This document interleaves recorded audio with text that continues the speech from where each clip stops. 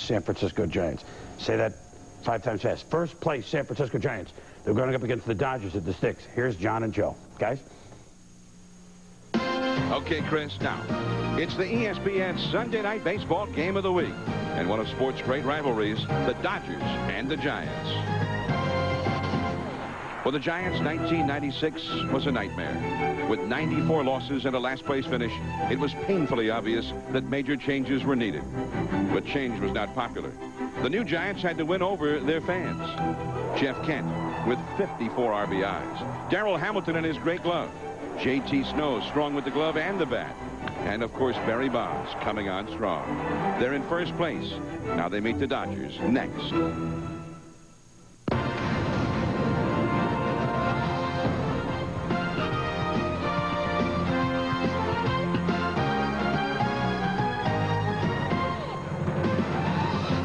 It's been a beautiful day in San Francisco, and tonight from 3Com Park at Candlestick Point on the shores of the San Francisco Bay, it's the Los Angeles Dodgers and the San Francisco Giants. The Giants in first place in the National League West, and they have been for many weeks. Colorado lost today. The Dodgers are 5 games back. Hello, everyone. I'm John Miller along with Joe Morgan, and welcome to San Francisco, where the Giants have been one of the great surprises, maybe the biggest surprise in all of baseball in 1997. After trading Matt Williams, here are the Giants in first place, 10 games over 500, and it's a big ball game for both ball clubs tonight, Joe. The Dodgers lost the first game here and were 7 games out, but they have won 2 in a row over Dusty Baker's Giants. Well, you're right. It's a big ball game, and I think especially for the Dodgers, they can get back into the race. But as you mentioned, the Giants have been doing great. All the newcomers, Jeff Kent, he's been the RBI leader on this ball club. But we all know that if the Giants are going to maintain this lead, it's going to be with Barry Bonds. This is Friday night. This is the first of his 2 home runs that he hit on Friday night. The Giants were behind 7-0, and they came back. And this is the bottom of the 9th. They're trailing 7-6, and he hits a home run off Todd Worrell to tie the ball game. They ended up losing the game in 11 innings, but it proved that the Giants will never quit and that they can come back. But they're going to need the big bat of Barry Bonds along with Jeff Kent continuing as he's been doing all season long. All right, now Bonds has hit 7 home runs in his last 13 games. Meanwhile, for the Dodgers, good signs for them. Since the advent of interleague play 9 games ago, they've hit the ball awfully well after really struggling most of the year offensively, and the Dodgers have scored 22 runs in the last 2 games of this series. And the amazing thing, John, is up until the last 9 ball games, they had to hit home runs to win. 40% of their runs had come by way of the home run. Now they're starting to score runs without hitting the home run. They still have the problem of 4 right-handed hitters in a row who do not run real well, with the exception of Mondesi. But right now they're getting it done, and you have Mike Piazza, who is just unbelievable. I mean, he started, you know, he came into this series, he had been hitting .484 for the month of June. He's only 1 for 10 this series, and they've still won 2 out of 3. So they're getting the job done. All right. It's the ancient and heated rivalry, the Giants and the Dodgers from San Francisco. Kirk Rueter versus John Hope Park. The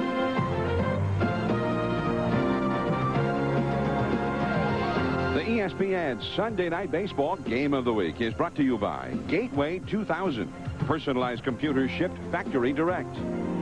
By the more than 1,575 AutoZone stores across America. AutoZone, the best parts in auto parts. And by Rude Air Conditioners. You can rely on Rude. Hi, at Gateway, getting the computer you want is simple. Let's say this is your basic computer. You want lots of memory? Sure. Great speakers. Maybe more memory. No problem. A big monitor? Maybe not that big. The new Pentium 2 processor. See, we built your computer exactly how you want it. So, it ends up as individual as you are. Gateway computers feature the Intel Pentium 2 processor. Call 1-800-GATEWAY. We'll build one for you. In South Dallas, a lot of folks like to work on their cars, and a lot of them come to AutoZone. They save money on top quality parts, and they find helpful people like Rocky Brown. Oh, sure, there are other parts stores in town, but Rocky's the kind of guy folks go out of their way to see. He's good at solving problems, and he really knows his parts. You see, when it comes to getting the right part, the right price, and good advice, there's just no place better than AutoZone.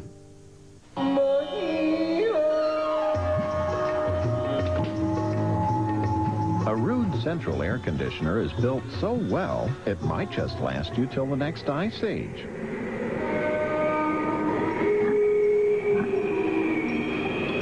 Heck, a Rude air conditioner cools so well, it might even cause the next ice age. You can rely on Rude. Special financing now available.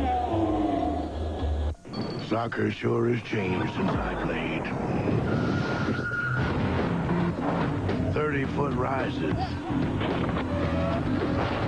Contracting goals. This game is nothing like we could have ever imagined. And it all started with All Sport. All Sport, with a third more carbs than Gatorade. The game will never be the same.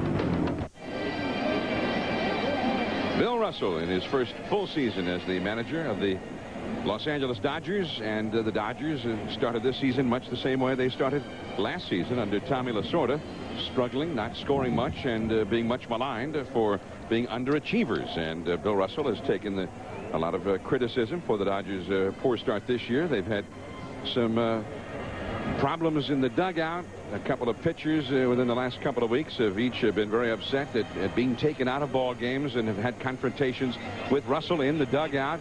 And so it has gone for the Dodgers. They keep hoping that they're about to turn it around, and they have won 4 of their last 5 this week. Here is the Dodgers batting order, brought to you by Pepsi. And the veteran Brett Butler leads off in center field. The Dodgers, who in the last 9 games averaged more than 6 runs per game. Todd Zeile has been hot in that time. He's at third base. Mike Piazza is hitting third leading hitter in the National League. Eric Karras has been hot. He's at first base. Raul Mondesi actually having a very fine season all the way around in right field. Billy Ashley gets the start at left field. Greg Gagne is at shortstop. Trip Cromer starts in place of Wilton Guerrero at second base. And Chan Ho Park is the pitcher, batting ninth. The Giants have taken the field before the gathering crowd here at Candlestick, and there is Kirk Rueter on the hill. And Kirk Rueter, when he's been good this year, has been very good, but the last 7 or 8 starts, he's only been good sporadically, Joe. Well, Johnny has a fastball in the 80 miles an hour, which is average, but he has excellent change of spaces. He will change speeds. He will throw a lot of different speeds with his changeup. He changes off of the change, throws a little sinker, turns the ball over every once in a while, but he knows how to pitch. As long as he's healthy, he will usually win. And let's take a look at the defense for the Giants. Unbelievable that they remade their whole infield, although tonight it's just Jeff Kent on the right side and J.T. Snow. Jose Vizcaino usually starts at shortstop, and Mueller, of course, is over at third base tonight. But J.T. Snow and Jeff Kent has been, there's Kent. He has been the big RBI man for the Giants this year. And there's J.T. Snow. He started to come around as well after being hit in the face by Randy Johnson fastball in spring training. He's bounced back exceptionally well. Yeah, it was a terrifying moment in the spring, as you might well imagine. And it cut short his spring. I mean, Snow only had about 10 at-bats in actual exhibition games. And he went into a little accelerated program and actually started the year with the Giants despite that. And he has been at his very best here of late. And by the way, although he spells his name Mueller, he pronounces it Miller. And I asked him why, and he said because he's such a big fan of mine. That fits. Yeah. Actually, I gave him that story, and I'm hoping that he'll go with it. Here's Brett Butler, one-time San Francisco Giant. And what a surprise. Brett Butler showed bunt. 1 ball and no strike. Now, Kirk Rueter is a very fast worker. See how the Giants play for Brett Butler. Miller over at third base, very shallow. The outfield pushed over toward the left field line. And it is ball 2. Rueter's idol, the man he most looks up to, is Tom Glavine. And one of the great days for him here back in April was facing Tom Glavine in the ball game. That's a called strike over the outside, and it's 2-1. And although he didn't get the decision, the Giants ended up winning that ball game, which was a great thrill for Kirk Rueter. 2 balls and a strike. There's the bunt, but it's foul. Barry Hill right there to field it. 2-2 the count. A lot of leadoff men should follow what Brett Butler does, and that is square around, fake some bunts so that his teammates will get a chance to see the pitches from the opposing pitcher. But if you bunt, you should bunt. I mean, if you're a leadoff hitter and you do not have a lot of power, I think you should bunt at least 3 or 4 times a week during the season.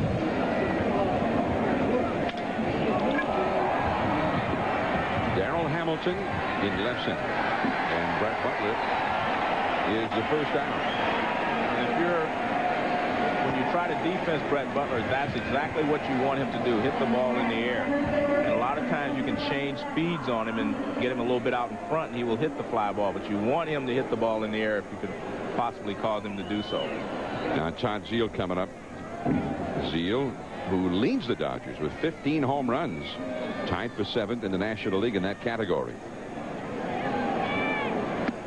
And that is a called strike. And since he was moved to the number 2 spot the other day by Bill Russell, he has gotten real hot. He's batted second for 12 games all told this year and has 5 homers in those 12 games. So the count, 1 ball, 1 strike. By the way, you mentioned Brett Butler, and he's had all of the problems with the cancer, the battles to overcome that. A very inspirational story indeed. The count goes to 2-1. A week ago today, Brett Butler turned 40, which is hard to believe, but he becomes one of the 4th center fielder since the turn of the century to be a regular starting center fielder after the age of 40. And one of the last ones was about a guy by the name of Willie Mays, 1971. This is Aurelia. Nice pickup. Sets himself. Got him.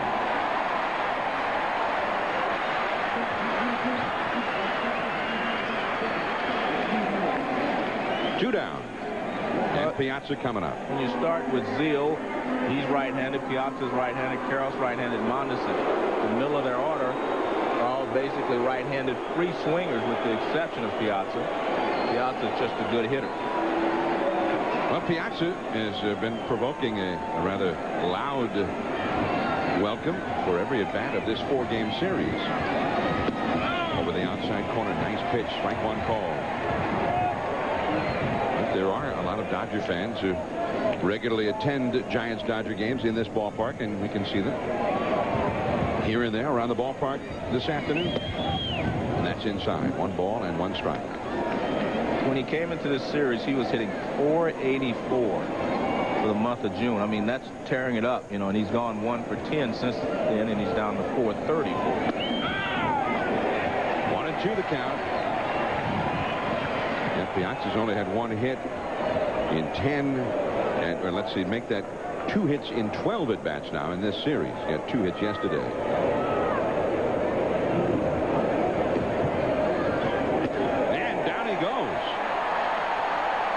So Kirk Rueter at his very best here in the first inning. He makes short work of the Dodgers. Sean Hopart will take them out now. We'll get a look at the Giants. No score in the game.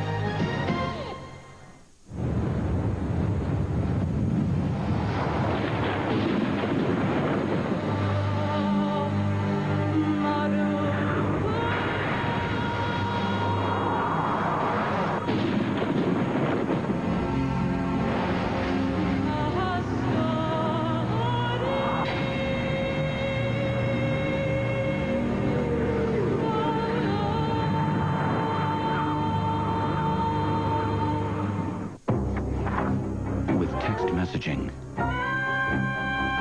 Direct Connect, two-way radio for instant contact. Time's been changed to 3. Call Wilson right away. Got it. Right, 3. And digital cellular for the ultimate in wireless security. The time's been moved to 3. On my way. Nextel lets you accomplish even the most difficult business objectives. Let's do it. Get smart. Get Nextel, the national all-digital wireless network. Shoe endorsements the past couple of years is kind of hard to explain, but it's really picked up. This is your shoe. This is the Jack Edwards shoe. It's going to be the Air Jordan of executive footwear. They want to sign the top sportscasters. We're not about Berman and Oberman. We're about Jack Edwards. We're going to send you to every shoe show in the country and the world. You ever been to a shoe show? They'll do virtually anything to get you to sign that contract. You'd be a part of the family, much like your colleague, Carl Ravitch.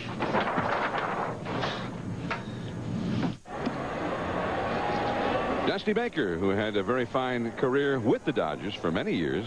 Now the very fine manager of the San Francisco Giants, and he's got his ball club in first place. And here is the Dusty Baker's Giants batting order, brought to you by Pepsi. Darrell Hamilton, center field. Bill Miller, third base. Stan Javier has been real hot in right field, hitting nearly 400 the last 3 weeks. Barry Bonds, 7 homers the last 13 games in left. Jeff Kent, the RBI leader for the Giants, second base. J.T. Snow, he's been hot for the last 10 days at first. Damon Berryhill, the veteran catcher. Rich Aurelius starting at short in place of Vizcaíno. And the pitcher is Kirk Rueter, batting ninth. And on the mound for the Los Angeles Dodgers from Gyeongju City in Korea, here is the 23-year-old right-hander Chan-Ho Park. He'll turn 24, by the way, in 8 days. And Chan-Ho Park throws hard, good fastball, good curveball, and a hard slider. And a lot of people believe he has the best stuff of any of the Dodger starters, although we got some guys with some great arms. Martinez, Nomo, all those guys have great arms. And the defense behind Chan-Ho Park looks like this. And we got Brett Butler back in center field. And with a guy throwing a lot of high fastballs, center fielder often becomes the center of attention. Well, with Brett Butler manning center field after the age of 40, as Willie Mays did 26 years ago after he turned 40. And Butler's the first to do it on an everyday basis since Willie Mays. And here is Darrell Hamilton. He's been struggling with a bat of late. 266 average. 1 homer and 12 driven in. And Zeal plays him shallow at third. Butler, an outstanding butter, and Hamilton's not afraid to drop one down either. And that's ball 1 from Park. And you saw there 93 miles per hour for that fastball. Outfield over toward the left field side. Chan-Ho Park. He's a little bit low now with Park from Korea in the ball game, down in the Dodger bullpen, warming up, getting his work in before his start tomorrow night, which is unusual for pitchers in this country. There is Hideo Nomo. The only team I know that throws like that are the Atlanta Braves. They like to throw every day as well. A lot of times they just play soft toss, though, just play catch, but they throw every day. 3-0 to Hamilton. And it's a 4-pitch walk. And really, Joe, I guess that's the big rep on Park. He's got the great arm, but sometimes he's a little erratic with his control.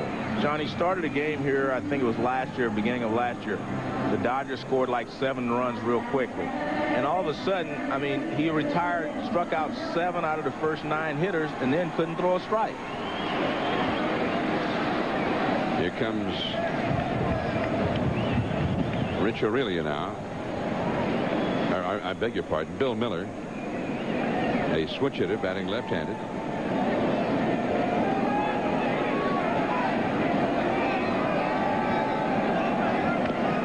Up the first base side.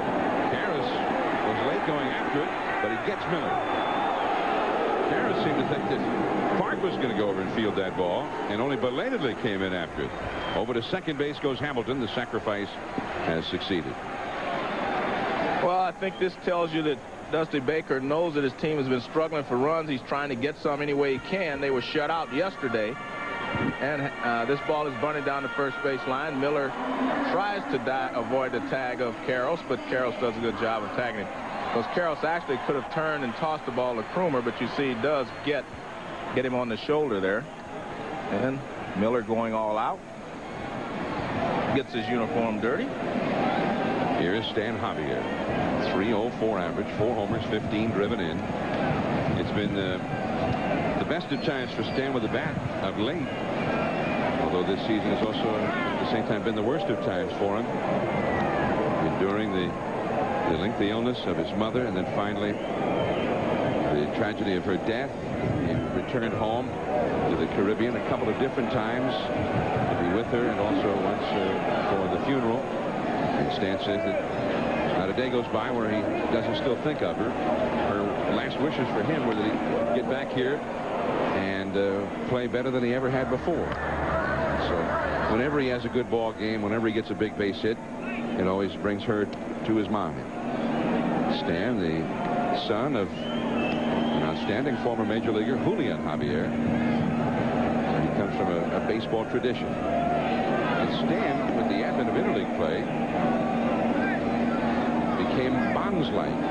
He's hit 4 home runs in the last 9 games. All of his home runs for the year. That is a fair ball past third. Down right past Nomo. And Ashley slips and falls. Javier rounding second as Hamilton scores. Javier on his way to third. A triple. 1-0 San Francisco.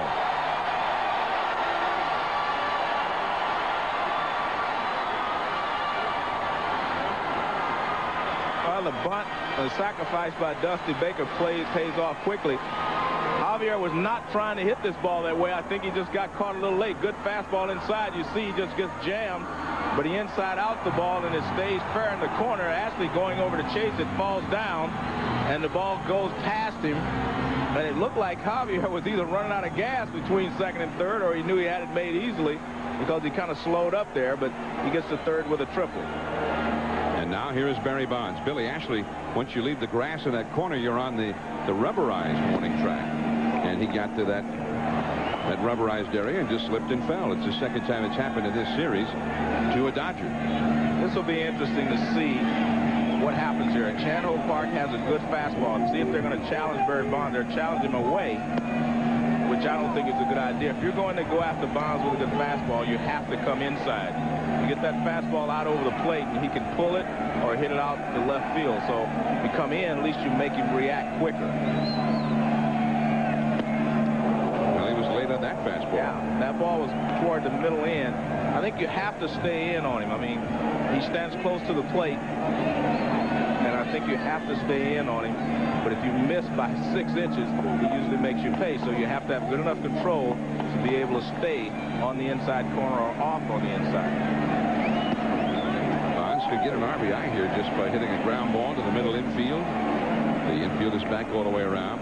One thing for sure, in spots like this earlier this year, they routinely pitched around him or walked him intentionally. He has walked 61 times, 19 times intentionally.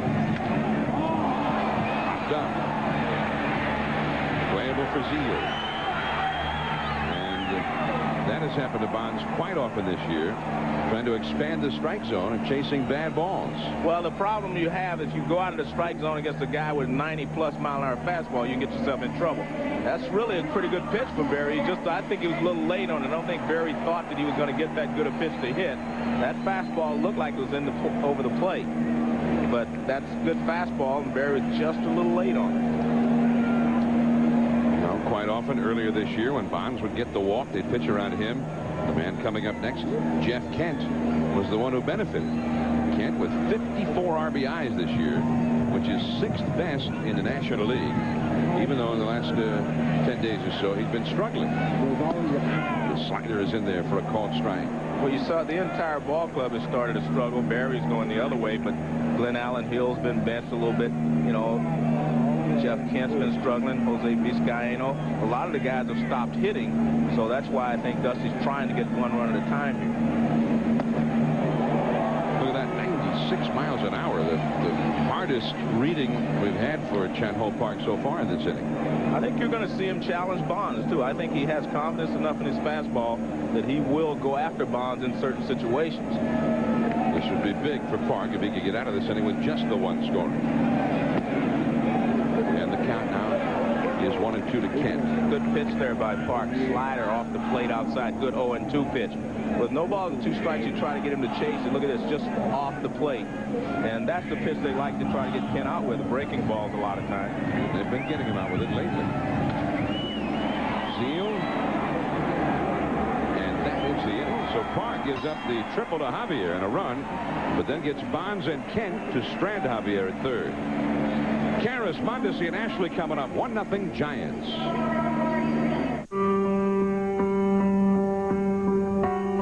In October of 1970, Ted Sipko finished his second tour of duty in Vietnam. For valor in battle, he brought home a Bronze Star. Today, Ted does volunteer work for the veterans of foreign wars, and nobody gives him any medals for it.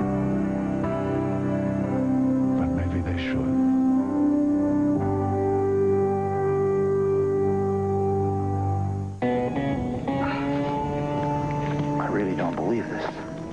our first vacation in years, and I forget the most important thing of all. Kelly Springfield tires are designed for toughness. Man, oh man, oh man. I can just pick myself up. And they're designed for durability. But most importantly, Kelly Springfield tires are designed to go a long way. Honey, it's all right. How far could the next gas station be? Kelly Springfield. Get every mile you can out of life. The brake on? You're a judge at America's most prestigious beer competition. You can't see anything. Can't see the labels. All you've got to go on is taste. So who wins the gold medal for best tasting American premium lager? Original Coors. Close your eyes and taste the one that won for taste. Original Coors.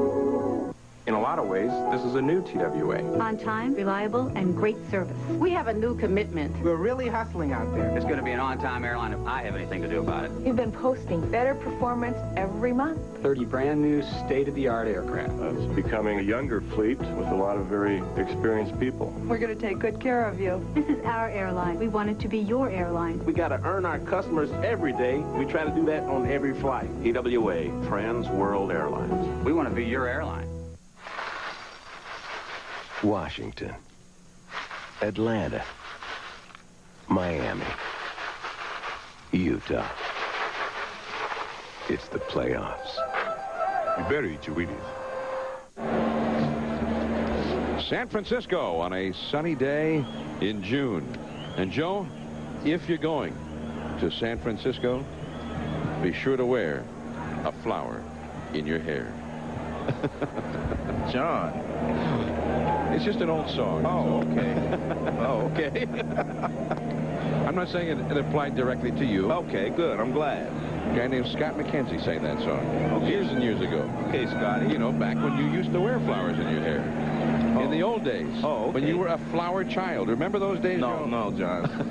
I was never... Oh, I forgot. You were in Houston by then. Thank you.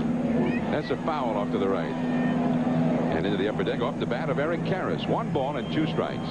That's how quickly Rueter works. I quote like one line from an old song, and he's thrown 3 pitches already. But that helps your defense. There's nothing better for a defensive infielder, especially, than a guy that gets the ball and throws it. You stay on your toes, you're ready to make a play. There we go. ESPN live show. Again, maybe we're on back in Korea tonight. Off the pitch and foul, back out of play on ESPN International. John, we've talked about the fact that the Dodgers have 4 right-handed hitters in a row. That works to their advantage, of course, when they have a left-handed pitcher like Rueter on the mound. 1-2 the count to Karras. Why is that? Well, because right-handed, a guy like Karras and Mondesi and Zeal and Piazza, they're all strong enough that they can pull anything that Rueter throws up there if they want to. They have options of being able to go the other way if they want, but they're also strong enough to pull his fastball because it's only like 80 miles an hour, 80 plus. 2-2 the count. On the fists. Javier battling the sun, the wind, and there is 1 away. Good pitch by Rueter. He was away with the pitch before, came back in on the fist. So Karras retired, and Mondesi is coming up. 1-0. The Giants lead the Dodgers as we play the 2nd inning. Pretty good crowd here, better than 30,000 expected today. And this week, there's been a lot of excitement. This has been the scene of a lot of great baseball. The Seattle Mariners and Ken Griffey came here. So it was Griffey versus Bonds for a couple of days. Big crowds for those 2 ball games. And then the Dodgers followed. They've had some real big crowds for that series as well. Tonight's crowd should bring the total for the 6 games to better than 200,000 this week alone, where the Giants have been having a lot of trouble drawing a crowd before that. 0-2 the count to Mondesi's. Taking over that outside corner here against Mondesi.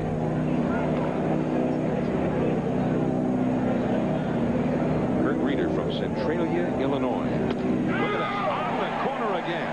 Strike 3 call. Oh, man. Mondesi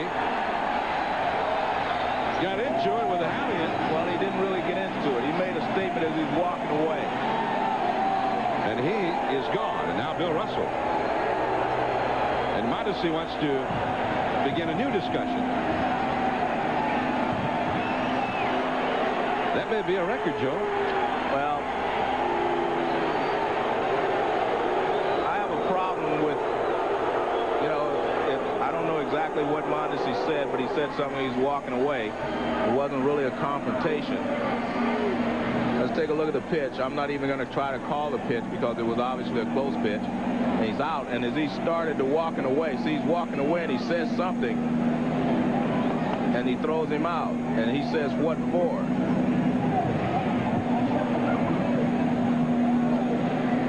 Now, as we see the discussion escalate after him, well, that's after he's tossed out. After you get thrown out, you might as well get your money's worth, as they say.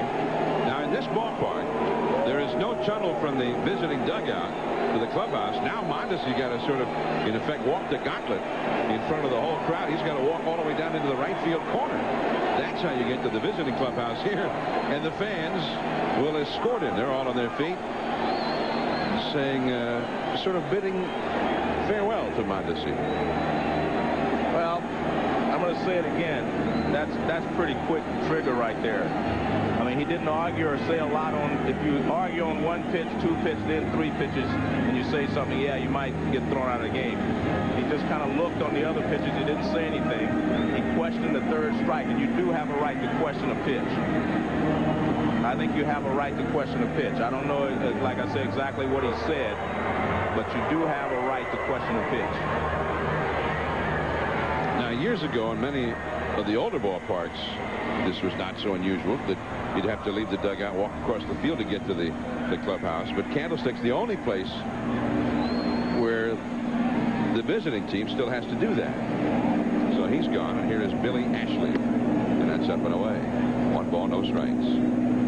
I don't recall seeing a guy get tossed quite that quick. I haven't either. I guess that's why I'm pressing the point. It would be different if the first pitch was a call strike and he yelled at it, and then the second pitch a call strike, he yells at that, and then the third one. But he didn't do that. He may not have agreed, but he didn't say anything, and he was walking away when he said it. And I think that's the best point of all, though.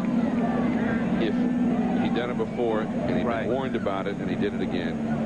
On the other hand, I don't know, maybe he said something in Spanish. Maybe Hallion surprised him and speaks some Spanish. Well, like I say, I'm not saying he didn't say enough to get kicked out for, because I don't know what he said, but he was walking away. He was not confrontational. He wasn't saying it in his face. He was walking away. I don't know exactly what he said, but that's a very quick trigger. Bill Miller throws out Ashley, and it's 6 up and 6 down for the Dodgers, who will have to find a new right fielder. Mondesi is out of here. JT Snow coming up. Sandcastles seldom stand longer than a summer's day. The changing of the tide signals their demise. You don't put your trust in sandcastles, and certainly not your money. You put it in a bank that you trust, one with a history of being there for you when you need banking services. Franklin Savings has been providing complete banking services since 1861. We take care of money matters, but never forget that people matter most of all. Franklin Savings Bank. We're right on the money. You probably know that Avalon Honda is located at exit 13 of the Garden State Parkway. But did you know about Avalon Honda's full-service body shop or low-pressure sales approach? Have you ever stopped in to check out our extensive used car inventory or thought about Avalon Honda for service? For over 11 years, Avalon Honda has been the home of the nice guys, an area leader in customer satisfaction. Let the huge American flag guide you to the best deal. Avalon Honda, serving all of South Jersey, just off of exit 13 of the Garden State Parkway.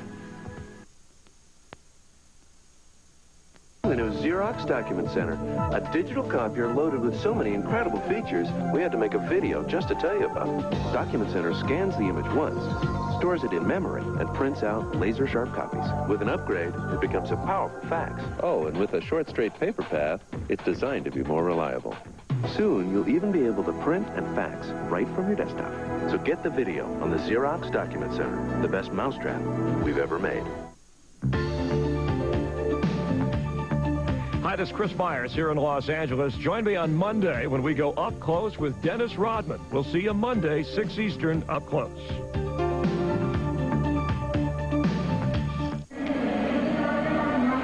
ESPN Sunday Night Baseball from San Francisco. The Giants won, the Dodgers nothing, as we go to the last half of the second inning. There's some ESPN fans out there. Guys, their hairdos look just like ours, Joe. Here's J.T. Snow, and there's the new Dodger right fielder, Roger Cedeno, one of the rookies brought up to the ball club this year. So here is J.T. Snow, switch hitter, hitting .285, formerly with the California Angels.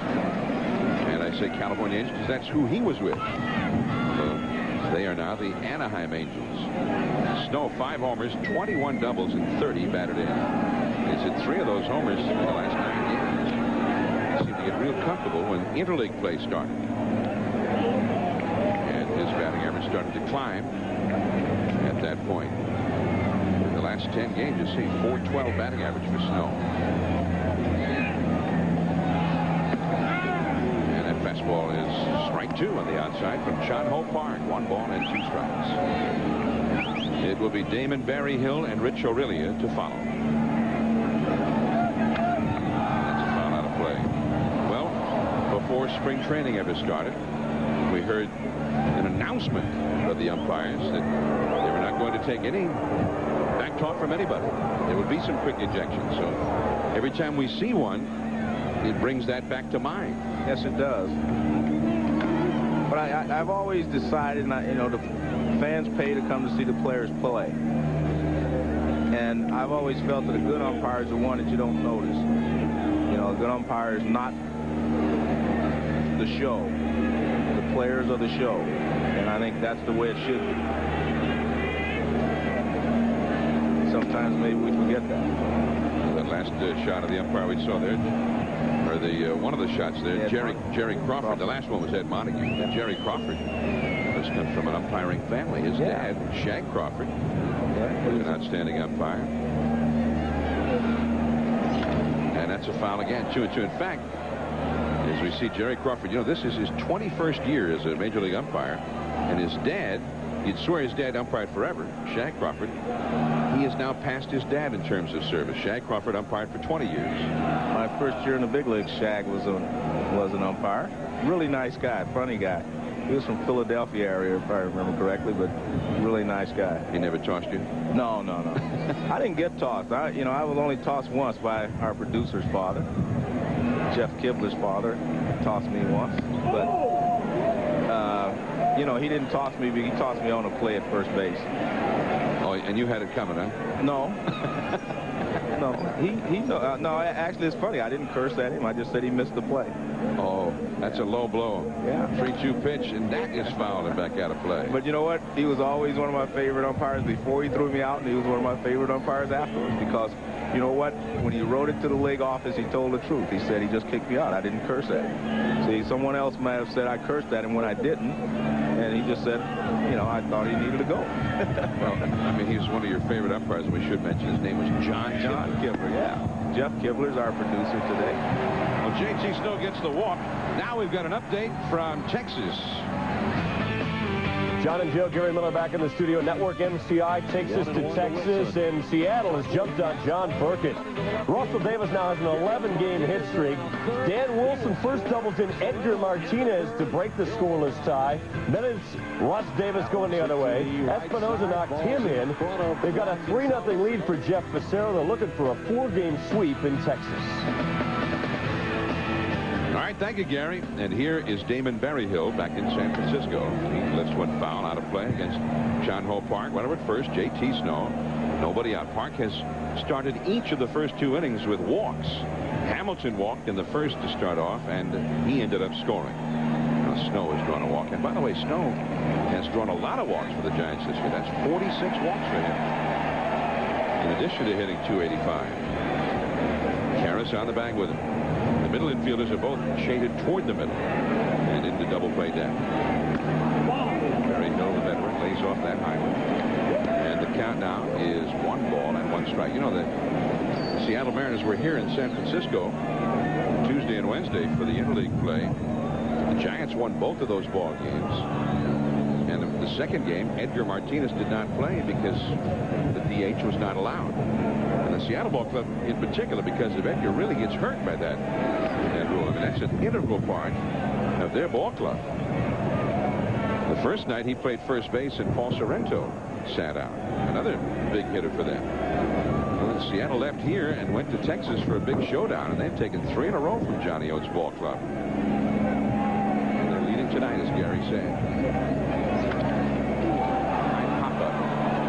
Seal. And that is the first out. Berryhill retired. Snow back to first. We are on the shores of the San Francisco Bay. Look at that. A lot of the windsurfers out there. This is going to be windsurfing heaven because they have the winds right here at this ballpark. You live over that way. Do you do that? You windsurf? Yeah, in fact, that was me just now. I windsurf to work every day, Joe.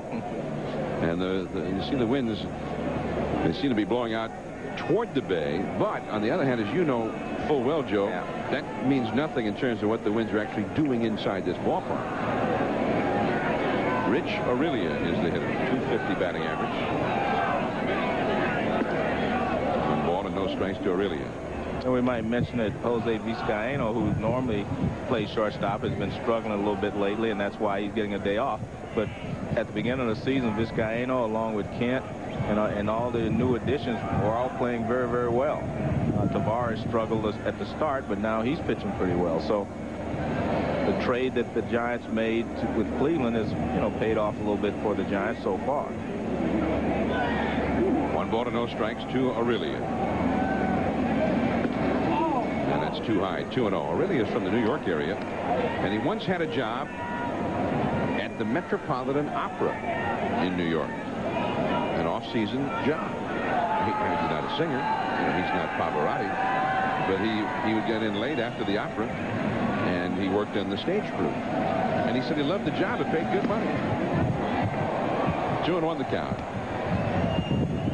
So he may be the first major league player formerly with the Metropolitan Opera Company. 2-1 the count to Rich Aurelia. Aurelia hit a grand slam. Dusty Baker played a hunch last Saturday in Anaheim. Gave Aurelia a rare start, and Aurelia responded by hitting a grand slam. Snow at first, 1. And it is 2-2. Careful, Rich. He's starting to say something to Hallion, Joe. I got worried for him there. I guess I'm a little disappointed because Mondesi has been swinging the bat well, and I like to see the Dodgers at their full strength and the Giants at their full strength, and a good challenge because this is a very important ball game for both teams. Same at full strength. That's why we're here. Yeah. 3-2 the count to Rich Aurelia with Kirk Rueter, the pitcher, on deck. 1 out in the second. The Giants lead 1-0. Sunday night baseball from the San Francisco Bay Area. We'll be back in the Bay Area next Sunday, by the way. We'll windsurf across to the Oakland Coliseum. We'll see the Texas Rangers and the Oakland Athletics. Now back to the screen, and it remains 3-2. Well, we're liable to see a lot of big flies next Sunday. Juan Gonzalez, and Will Clark, and Dean Palmer, and Ivan Rodriguez take on Oakland with Mark McGuire, Jose Canseco, Jason Giambi. I'm going to bring my helmet next week, Joe. I think I saw Canseco trotting today. I was walking through the Giants clubhouse. He was playing down in Anaheim. Really battling it out here with John Ho Park, just as did Snow at the start of the inning. Snow fouled off several pitches, and finally he got the walk.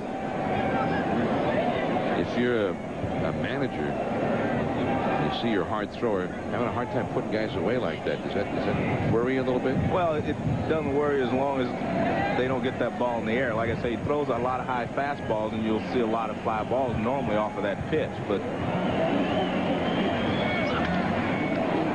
that one is going to be fouled and out of play again.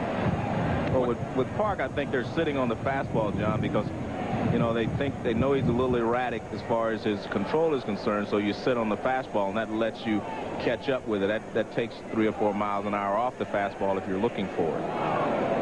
And Park, by the way, you mentioned the high fastballs. Coming into this inning for the year, in 82 innings pitched, he'd given up 12 home runs, which is a rather high figure. You're going to give up some home runs with the high fastball if they catch up with it. 3-2. This is going to be the 9th pitch to Aurelia in this sequence. Park threw 10 pitches to Snow before walking.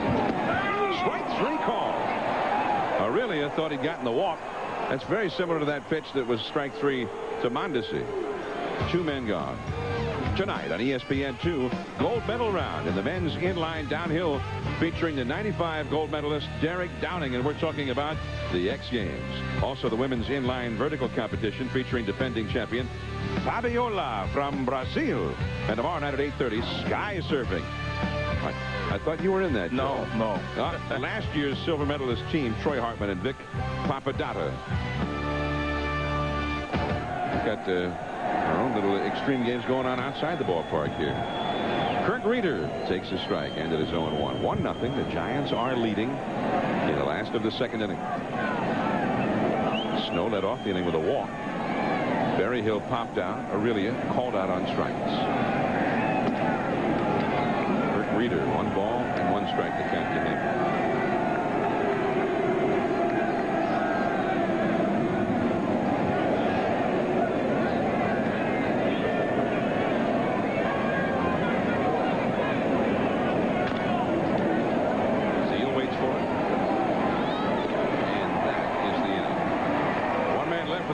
We go to the 3rd inning. Gagne, Cromer, and Park coming up. 1-0 Giants.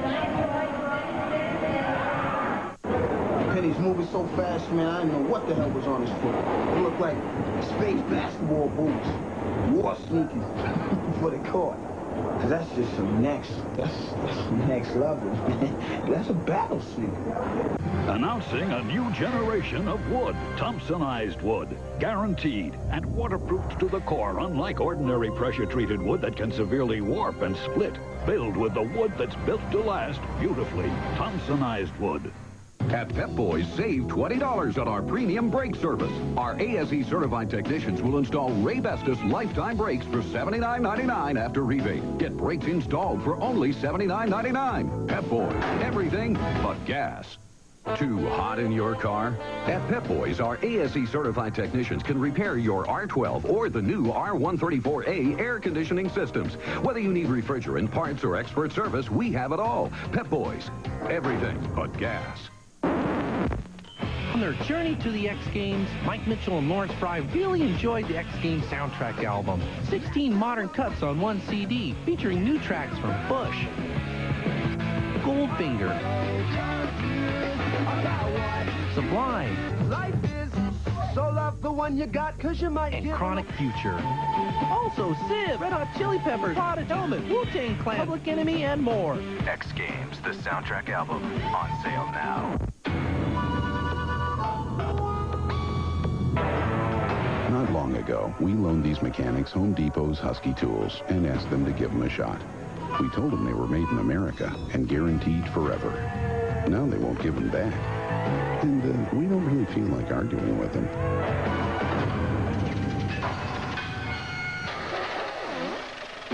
Husky, the toughest name in tools. Available at the Home Depot.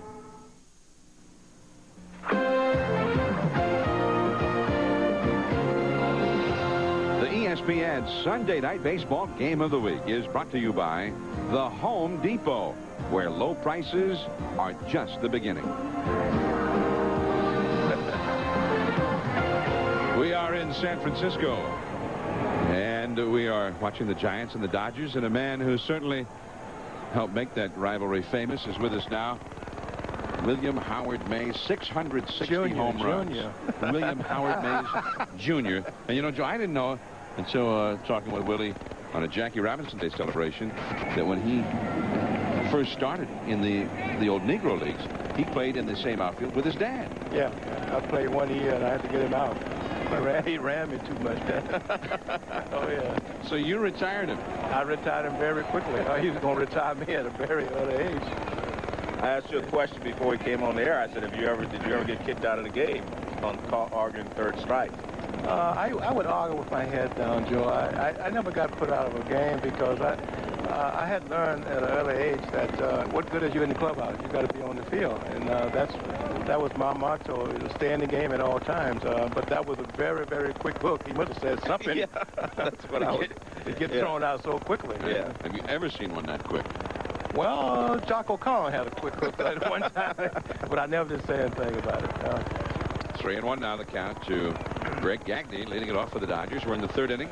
And Willie, I mean, the Giants of 1997, did you have any idea that they would be able to do what they've done so far? And that ball is driven deep into left center field by Gagne.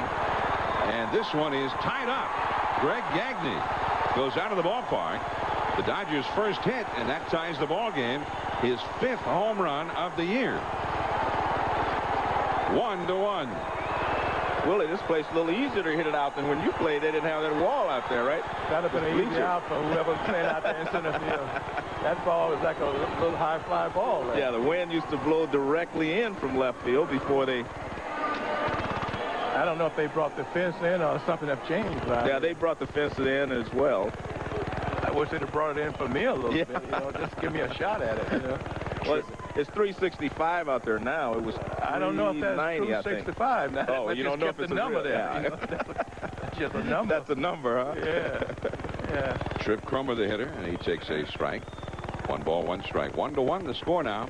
We're in the second inning. Willie Mays is here with us as we watch Kirk Rueter. But Willie, this Giants ball club of 97, I mean, did you have any feeling before the season ever started that they might be able to jump out in front like they've done? Tell it too, John, in spring training.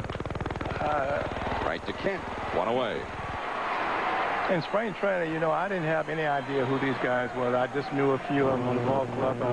I didn't have any idea that they was going to jump off as quick as they did, and I'm very proud because now I can come in the clubhouse and joke around and have fun, get to know the guys. But when you lose and you can't do all that, and I think Savion put together a good ball club, and without anybody knowing who's who.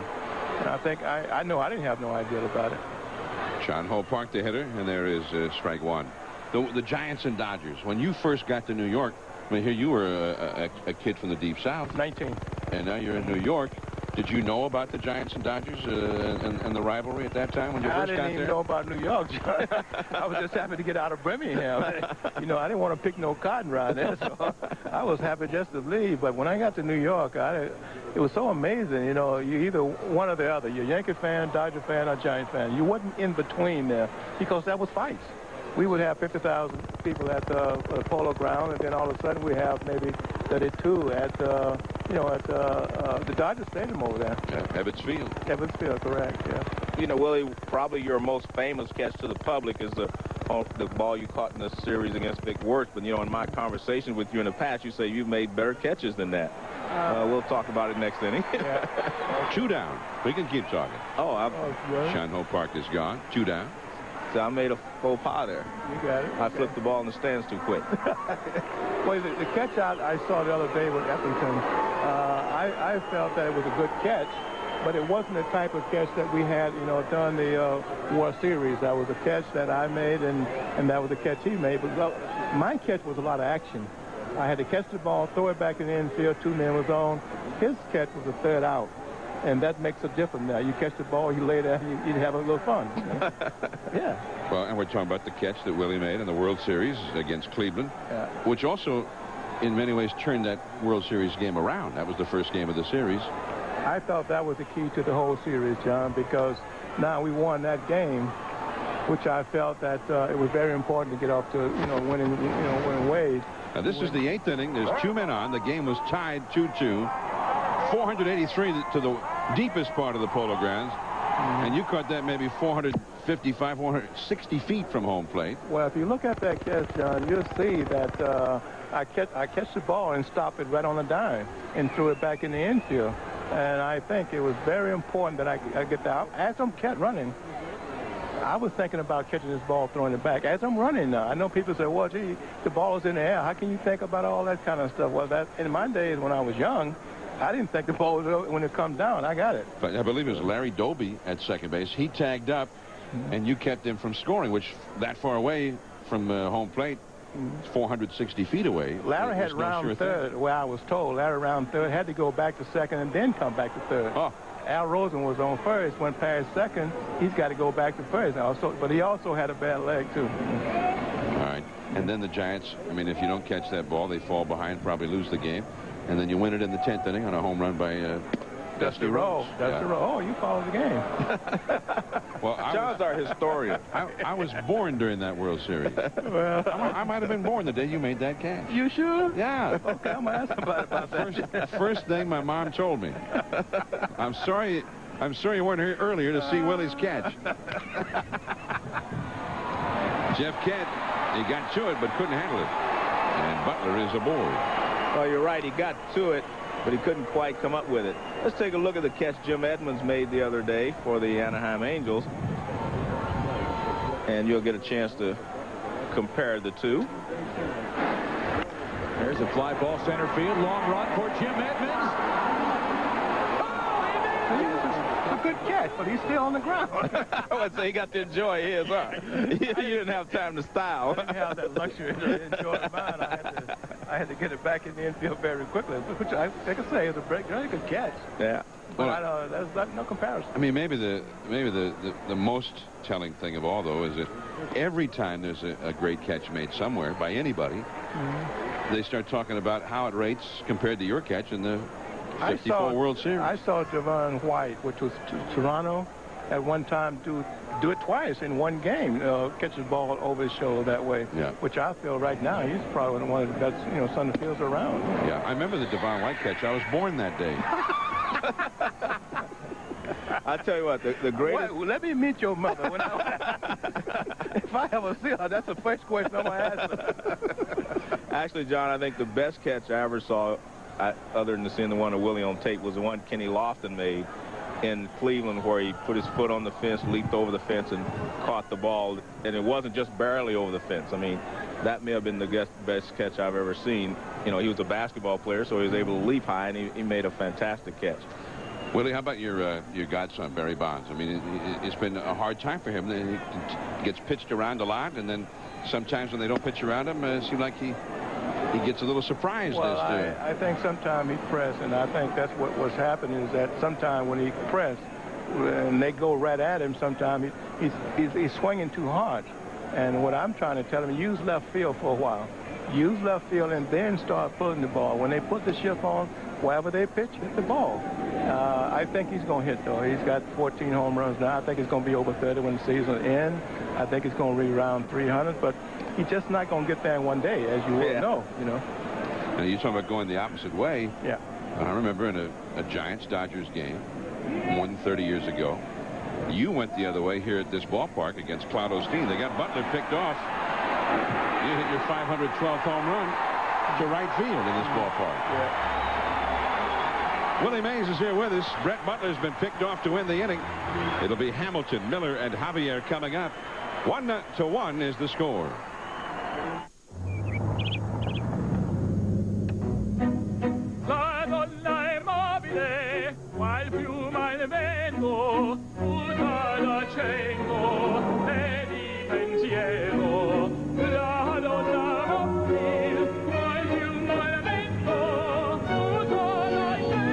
The BMW 7 Series.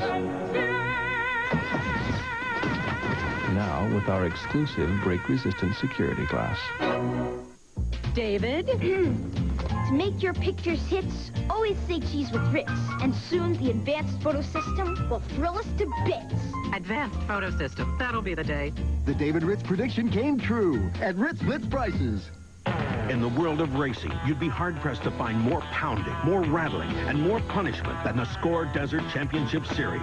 It ain't pretty, but it's the extremes of off-road racing that help us build our longest-lasting battery ever, the Duralast battery from AutoZone. A battery so tough, so dependable, we back it with a 2-year free replacement guaranteed. The next time you hit the open road, don't settle for anything less. The Duralast battery, power you can depend on.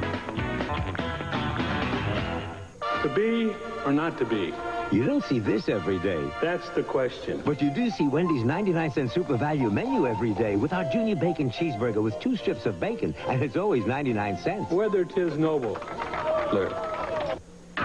Let's go where they make this stuff. Well, this beer has Rabamano enzymatic action. This board here shows the process. It has a nice body in it.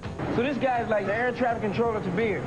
Look at that head on this beer. Wow. Get out of the way, George. I'm going in. There's not room in here. I'm going in, George. That is really smooth. It takes 30 days from here to make beer. I'm serious. 30 days? I got 30 days. You got a new brewmaster now. The Burger Master. New Gold Premium Beer. With the power to tackle the toughest lawns, how come we call our trimmer Featherlight? Why don't you pick one up and find out for yourself? ESPN Sunday Night Baseball from San Francisco. I'm John Miller with Joe Morgan. And the man that many feel is the greatest who ever played this game. Certainly, he was right there with him. Joe, Willie Mays is here with us. You told me that before. Now, don't try Don't back off. Yeah. Don't get me back. I'm still staying there, Willie. You're the greatest player ever. Let me ask you a question, though. I saw Sam Lacey up at the Hall of Fame last week for they had a Negro League ceremony up there, and he mentioned a guy to me, Oscar Charleston. Oscar Charleston played for Philadelphia. Did you see him play? No, I never saw him play. The guy that I saw play, which I felt was Cool Papa Bell, and a guy named Willie Wells, shortstop from Memphis, Tennessee. He's going in the Hall of Fame this year. He's going in the Hall of Fame this year? Right. And see, I don't understand that, Joe. All these guys can go in the Hall of Fame, but Larry Doby can't get in. I have a problem with that, not because I like Larry. It's because he was right there with Jackie, and he should be in some kind of way. I think it's important that we keep that, legacy going some kind of way. Well, it seemed like this would have been the perfect year. Yes, definitely, Todd Seal throws out Darrell Hamilton. And there is one away, and Bill Miller will come up. It's 1-1, and we're in the third inning here with Willie Mays. Now, Willie, you hit the 512th home run against the Dodgers in this ballpark, against Claude Osteen. Yeah. That made you the man who had hit at that time more homers than any National Leaguer in history. Yeah, 512, yeah. All right. Okay. Now, that was big because you hit it against the Dodgers as well. Yeah, well, it was big because it was taking me 2 weeks to hit one home run. That's how big it was, Miller, shallow center, and there's Butler. And that's out number 2. Yeah. But later that same year, you passed Ted Williams. And then you caught Jimmy Fox and passed him as well. Now, when you passed Jimmy Fox, I mean, you tied him one day and passed him the next. Well, I said that after the 2 weeks when I got that one home run, I started to relax a little bit, and I just started putting the bat on the ball and just hitting it a little bit, and I felt better because that was over. Because every day a guy asked me, when you going to hit it, when you going to hit it? I said, well, gee, I don't know, So after I did hit the home run, it was no problem hitting it anymore. Was the 4 home runs you hit in the one game, was that the highlight of your inning, single game? Or was that your greatest game? I think anytime you hit 4 home runs in one game, I would know. You hit a few. You but I wouldn't know about 4. Get out of here. But I think it was because... Javier to second. Cromer throws him out. Well, those were just 4 that one day in Milwaukee of 660. Willie Mays. Yep. Thanks for the memories. Thanks for stopping by with us. Thank you very much. It's always great to see you, Will. Thank you, Joe. Willie Mays, the best there ever was. Oh, you finally told me. I agree. We'll be back. Oh, honey, boy. I told you you'd love it. You were right, sweetie. I wanted the motel. I feel like an outdoorsman. Well, good night, honey. Oh, my gosh. Did you hear that news? Yes, I did hear that. What is it? What do you see? What do you see? Oh, boy, honey. Where's the Ericsson cellular phone? Oh, shoot, I left it outside. What do you mean you left it outside? I got to go out there and get it. Ericsson cellular phones. Because when life gets a little wild, you want a reliable Ericsson cellular phone. Hi, yeah, we're in a tent. There's some trees and there's a huge bear out there. Hey, Mr. B. I'm Denise's friend, Ted. Oh, sorry about the truck. You should go to Midas. That's a very good idea. They'll fix it right now. Well, I'm kind of busy. Of course, things change. At Midas, we'll find your exhaust problem and fix it, usually within an hour. It's the Midas way. I love this place, Ned. It's, Ted. Whatever. Midas Auto Systems experts. I get my license next month. When I was a kid, I figured that there was no way that thing was going to be around when I turned 16. I wanted it to die so bad. It broke down a couple times, and I was like, yes! But Dad would go to Napa, get whatever 1970s parts he needed, and boom, that leisure suit on wheels would be back on the road again. He made me a deal last week. Get straight A's, and you can drive your mom's car. Thanks, Napa. Somebody make it stop. Keep your classic clean inside and out with Napa Silver oil filters as low as $1.99. Full speed ahead. Got it. Ever notice how some companies stay on course no matter what the pace? It helps to have the right crew. With Sprint, you'll find new ideas and people will work with you one-on-one. Has the data network cut production time? Sure, now our designers collaborate online. How about your suppliers? Tokyo's online now. We're right on schedule. Count on your Sprint team to keep your business moving forward. Gail, you ready for a test drive? Let's go for it. We help your business do more business. Call Sprint Business. The seniors roll into the Windy City as defending champ Dave Stockton takes on all comers at Olympia Fields, the U.S. Senior Open. Coverage begins Thursday at 1 and 5 on ESPN. Dodgers won, Giants won, top of the fourth. Look, Joe, there's my fan club. Yeah.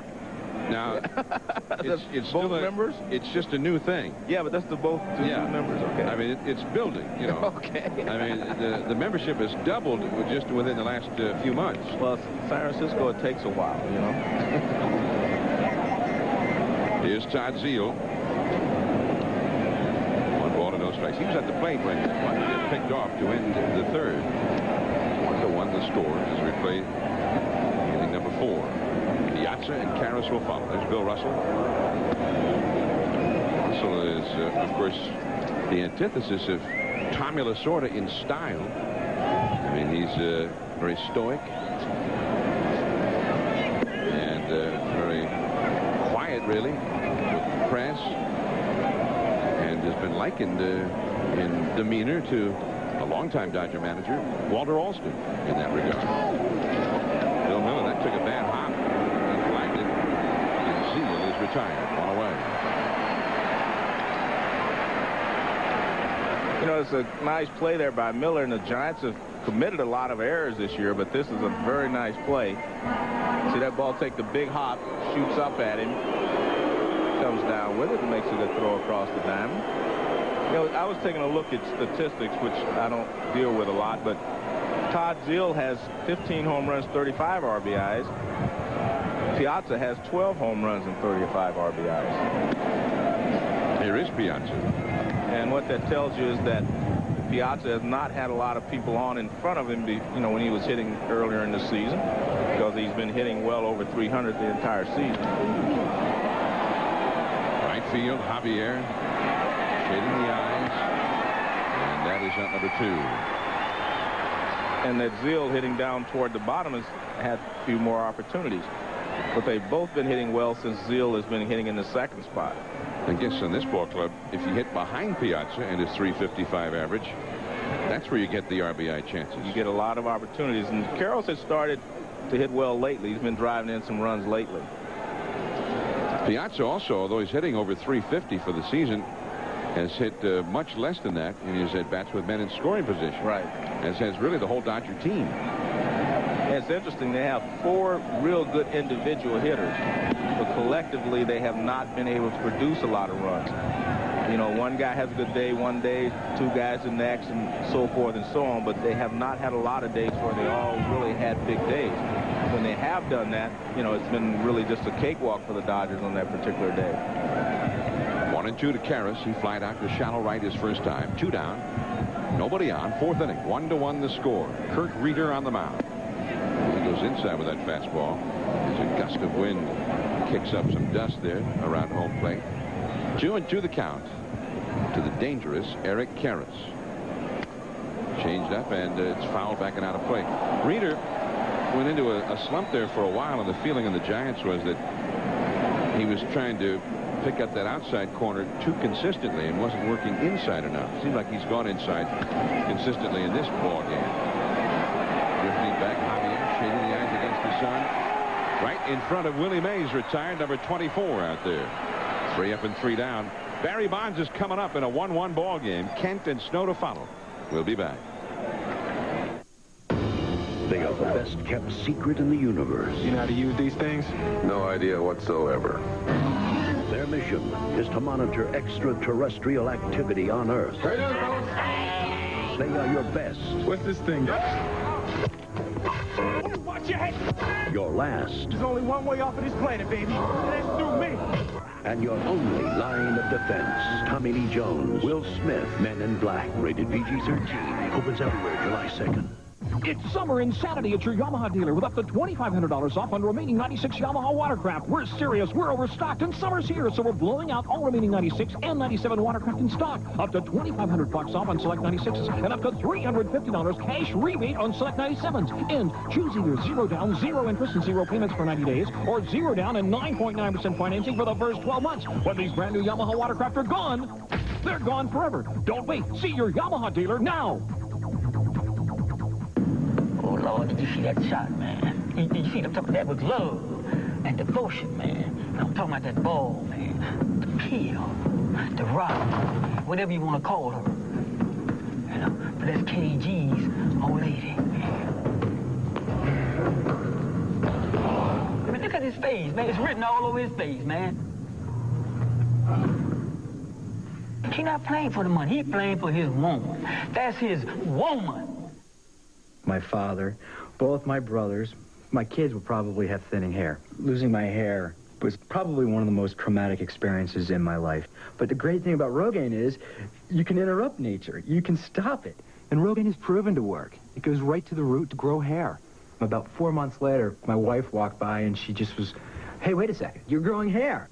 And since then, I've stayed with Rogaine, and my hair's really filled in. Check this out. It's great. I'm a user for life. Polished brass has always had one problem. Until now. Delta introduces Brilliance, the extraordinary new polished brass finish that's... Barry Bonds already has a count of 0-1 as we pick up the last of the fourth inning, already in progress.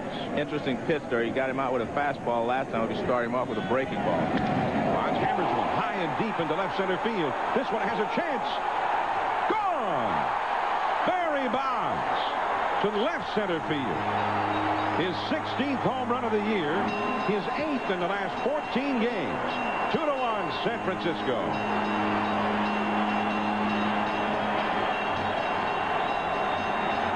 John, we had a discussion after Barry was popped that fastball up in the first inning that good hitters make adjustments and that he would probably see that pitch later on. He sees it again and he hits it into the seat. Well, you called it. Yeah, well, here's the pitch right here, fastball, and he popped it up the first time up. Remember, same pitch.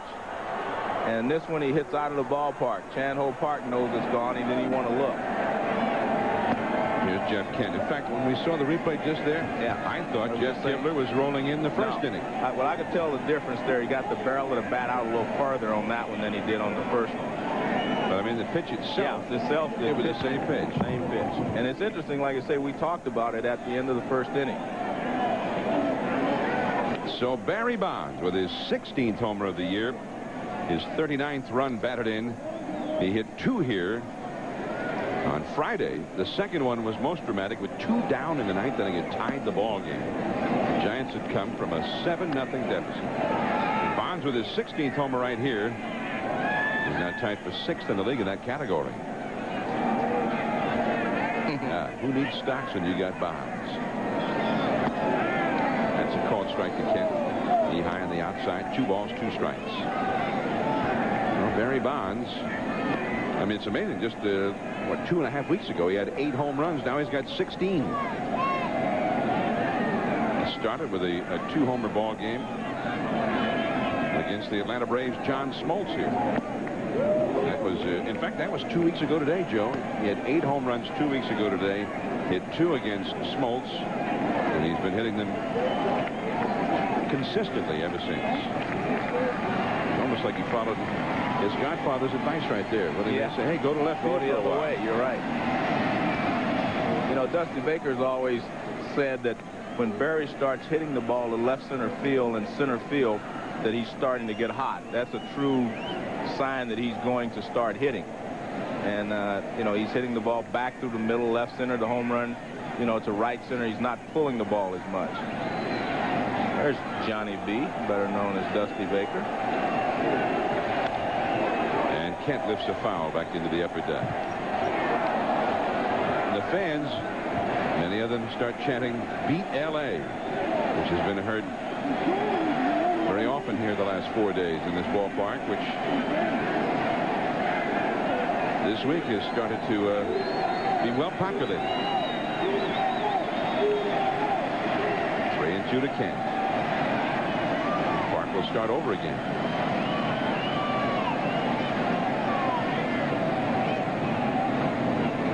Jeff Kent sort of had a new life coming to San Francisco.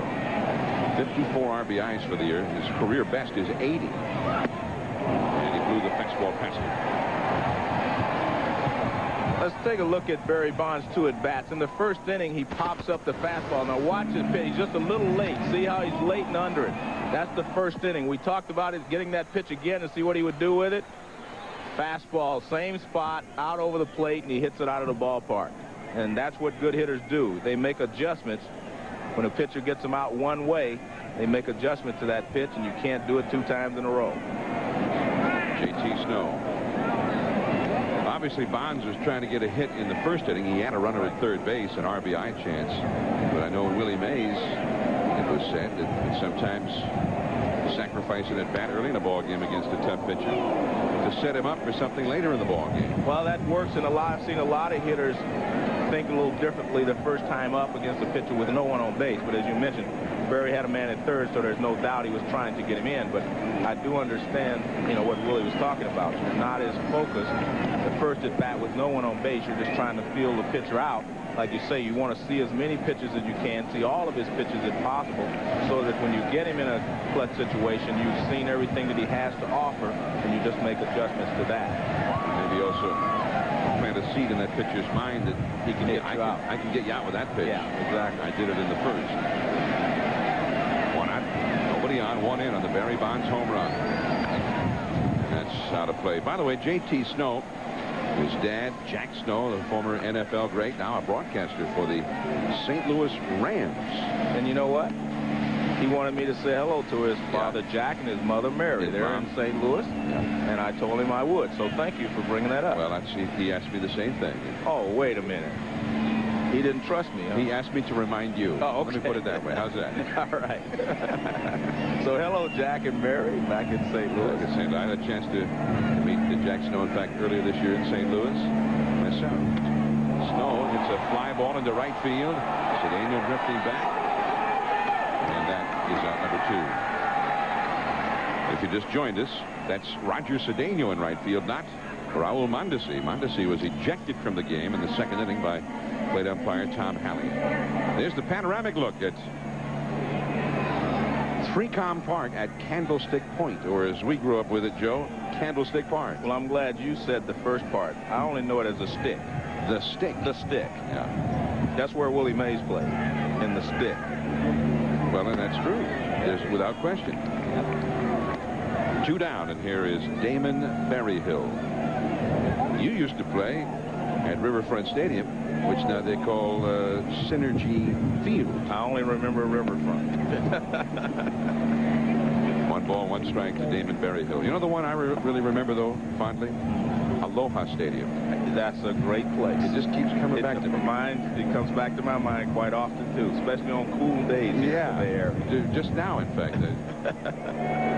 1 ball, 1 strike. And Berryhill rolls 1 foul. Berryhill come back from surgery, had arm troubles, shoulder problems, and he's been disabled us a couple of times this year because of some misadventures on the base pad. He's hurt himself a couple of times running the base pads. But they say the Giant pitchers love to work with him. Very experienced guy, handles the staff well. Rod Beck said the first time he worked with him in spring training, he felt as if Berryhill was inside of his head. And truthfully, that's what a catcher's first priority should be, working the pitching staff. You'd like to see them hit, but their first job is to get the most out of the pitching staff that they can. They're supposed to work with each and every pitcher. And it's a tough job to know Rod Beck's formula for getting a hitter out, knowing Kirk Rueter's, knowing all these pitchers' formulas for getting hitters out, and knowing that on certain days they don't have their best stuff. You have to find something else and find another way. And a good catcher can help a pitcher work through a day when he doesn't have good stuff. Wow, look at that. Slider for the strikeout. John Hope Park. Yet great stuff. But Barry Bonds got a hold of one. He launched it back in amongst the spectators in left center. Giants 2, Dodgers 1. We move to the 5th. You probably know that Avalon Honda is located at exit 13 of the Garden State Parkway. But did you know about Avalon Honda's full-service body shop or low-pressure sales approach? Have you ever stopped in to check out our extensive used car inventory or thought about Avalon Honda for service? For over 11 years, Avalon Honda has been the home of the nice guys, an area leader in customer satisfaction. Let the huge American flag guide you to the best deal. Avalon Honda, serving all of South Jersey, just off of exit 13 of the Garden State Parkway. Suburban Cable recently awarded over $87,000 to 50 exceptional high school seniors. These talented young men and women were among the more than 1,200 entrants whose applications were judged on academics, leadership, community service, and communication skills. Now in its 8th year, the Suburban Cable Scholars Program has awarded nearly $300,000 to area seniors. Suburban Cable is proud to support the youth in our communities. We congratulate all the graduates and wish them well as they continue their education. Looking for a stylish wagon at a price you can afford? Don't look at Saturn or Escort. The Hyundai Elantra has much more for less. Need more power and more room? Leave Saturn and Escort behind. Elantra has more. This wagon comes with standard dual airbags and costs just $9,999 with up to $2,000 cash back. That's less than Saturn or Escort. Or right now, you can choose financing as low as 2.9% APR on the Elantra. So, be smart and buy smart. Get up to $2,000 cash back or financing as low as 2.9% APR on the Elantra today. It's time for Bernie Williams to get into the batter's box and face a rock-hard ball coming at him from just 60 feet 6 inches away. Battling sinkers, sliders, curves, knucklers, changeups, forkballs, fastballs, and the occasional brushback. But Bernie doesn't sweat it. Hey, he's got a whole 1/10 of a second to react.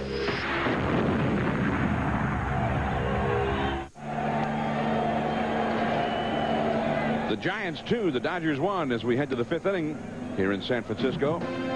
Don't forget the big Wednesday night baseball doubleheader. The Minnesota Twins, Chuck Knobloch, and he's been hot lately against David Justice and the Cleveland Indians. Justice back in the lineup, hitting .335. Knobloch, Paul Molitor versus the Cleveland Indians with Jim Thome and David Justice at 7:30 Eastern. Then Larry Walker just having an incredible year, hitting over .400. The Rockies and the Dodgers, 10:30 Eastern, 7:30 Pacific. And that's a big showdown between two of the top clubs in the West.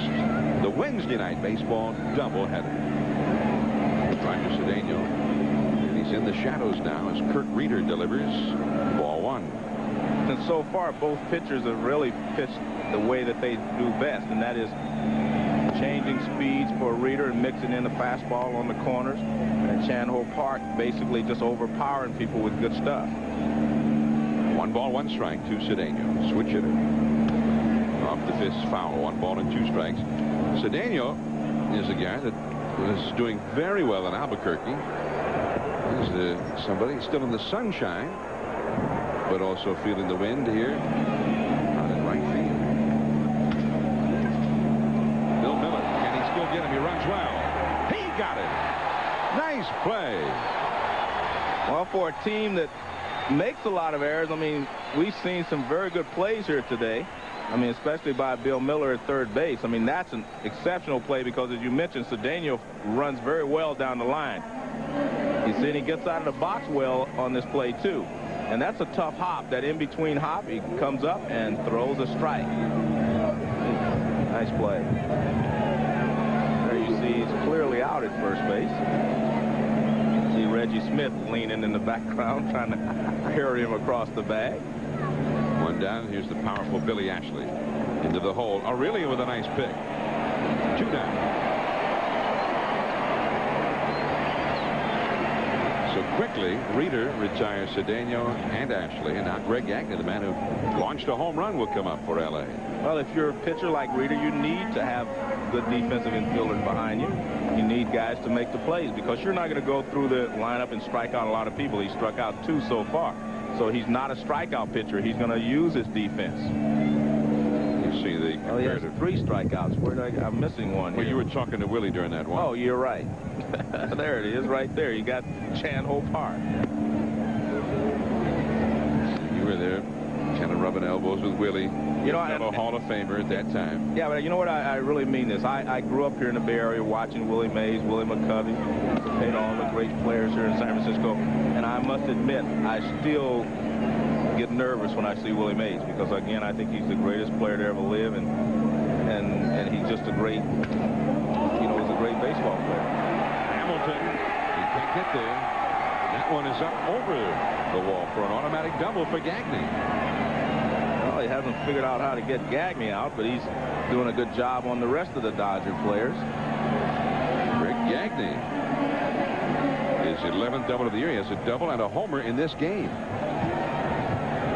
Well, it's not a bad pitch. It wasn't away as far as Rueter wanted it, but you still have to give the hitter some credit sometimes. The pitcher makes a decent pitch, and Gagne does a good job of hitting it. Now you've got the 8th place hitter, and they're just going to go ahead and walk him intentionally. This is Trip Cromer, just recently brought up in the minor leagues. And one thing in terms of walking Cromer to go after the pitcher here is that yesterday, in his first start of the year in the big leagues, he got 3 hits against the Giants and drove in 3 runs. Well, you don't forget that if you're the manager, but this is something, to be honest with you, John, I believe in. A lot of managers feel like they want to try to get the 8th place hitter out so they'll have the pitcher leading off the next inning. But in a lot of cases, it costs you a run to do that because the 8th place hitter on every ball club is capable of getting a base hit. So I believe that when you're playing a game where runs are a premium, you cannot afford to give any away. So you'd rather have Rueter try to get Chan-Ho Park out here with the tying run at second base and worry about Brett Butler next inning. By the way, those signs, that spells out Chan-Ho Park in Korean. I know you're saying, well, how do you know? No, I'm just saying that John said that. If it said something else, it wasn't me. How do you know? It says that sign said Chan-Ho Park, and we love Sports Center. Oh. Yeah. Highlights at 11 on Sports Center. And you want to be in John Miller's fan club? Well, I didn't want to say the whole thing. That's a good point, though. Chan-Ho Park down the right field line. That's a fair ball. It leaves the field for an automatic double. So Cromer will have to stop at third, but Gagne has scored the tying run, and Chan-Ho Park has tied up the ball game with his 6th hit of the year and his 3rd double of the season. Well, he was hitting .238, and you see they're excited. So he's not just a complete out up there, but, well, Dusty Baker and I both got crossed up here. Let's see where this pitch is. Well, it's a fastball in the middle of the plate. That's why he did not make a good pitch, and it's up a little bit. Park was just fighting it off, but he finds the corner, and the Giants get a break there because the ball bounced out of play, and it's a ground rule double, which holds Cromer at third base. Now, in the old days when this was Candlestick Park, that would be in play. That wall behind the short wall was in play. Yeah. But small wall has been added, and the second run, no doubt, would have scored. Over at third, Cromer, Park at second. Chan-Ho Park helping himself, and he's done it before. 6 hits, 23 at-bats. Brett Butler caught at third by Bill Miller. Wow. Butler hit a laser beam, and Miller had himself quite an inning. Remember, he made an outstanding play to start the inning. It's 2-2. We head to the last of the 5th inning. There's a message from all of us at TWA. We're a new airline. We're getting back to the basics. On time, reliable. That's the new TWA. Have you seen our new planes? New paint job is beautiful. It stands out. It's stunning. And I think it represents the new culture that's growing at TWA. We're working hard to take good care of you. We're going to give you the kind of service that brings you back. We've got the experience, and we know how to do this. The business travelers are going to love this. We want you to come back. That's the message. TWA, Trans World Airlines. We want to be your airline. Call it strength. A world leader in insurance and investment. Call it expertise. $450 billion in assets under management. Call it vision. Anticipating the opportunities in more than 50 countries. Call it innovation. Give clients smarter choices in a changing world. Call it AXA. Here you know us as the Equitable. AXA. Go ahead. You can rely on us. I blame my father's death on the thin rope. My grandfather's too. In a tightrope walking, wider rope is more stable. The crowds, though, they want thin. But I tell you, wider is better. Introducing the new Wide Track Grand Prix. Its wheels are set wide for better balance, tighter grip. I tell you from experience, più largo e meglio. The new Wide Track Grand Prix from Pontiac. Wider is better. Every game, a zillion flashbulbs go off, but not one is a picture of me. I'll take your picture, Bill. Now that's a real fan. As they say at Ritz Camera, say cheese with Ritz. Cheese with Ritz. Because Ritz puts the blitz on prices. Wednesday, Marquise Grissom. New league, same result. He's tearing it up. The Tribe hosts Molly and the Twins at 7:30. Then at 10:30, Larry Walker, swinging the hottest lumber in the league. He'll lead the Blake Street Bombers into L.A. to tussle with the Dodgers. Twins Indians at 7:30. Rockies Dodgers at 10:30. The Wednesday doubleheader this week on ESPN.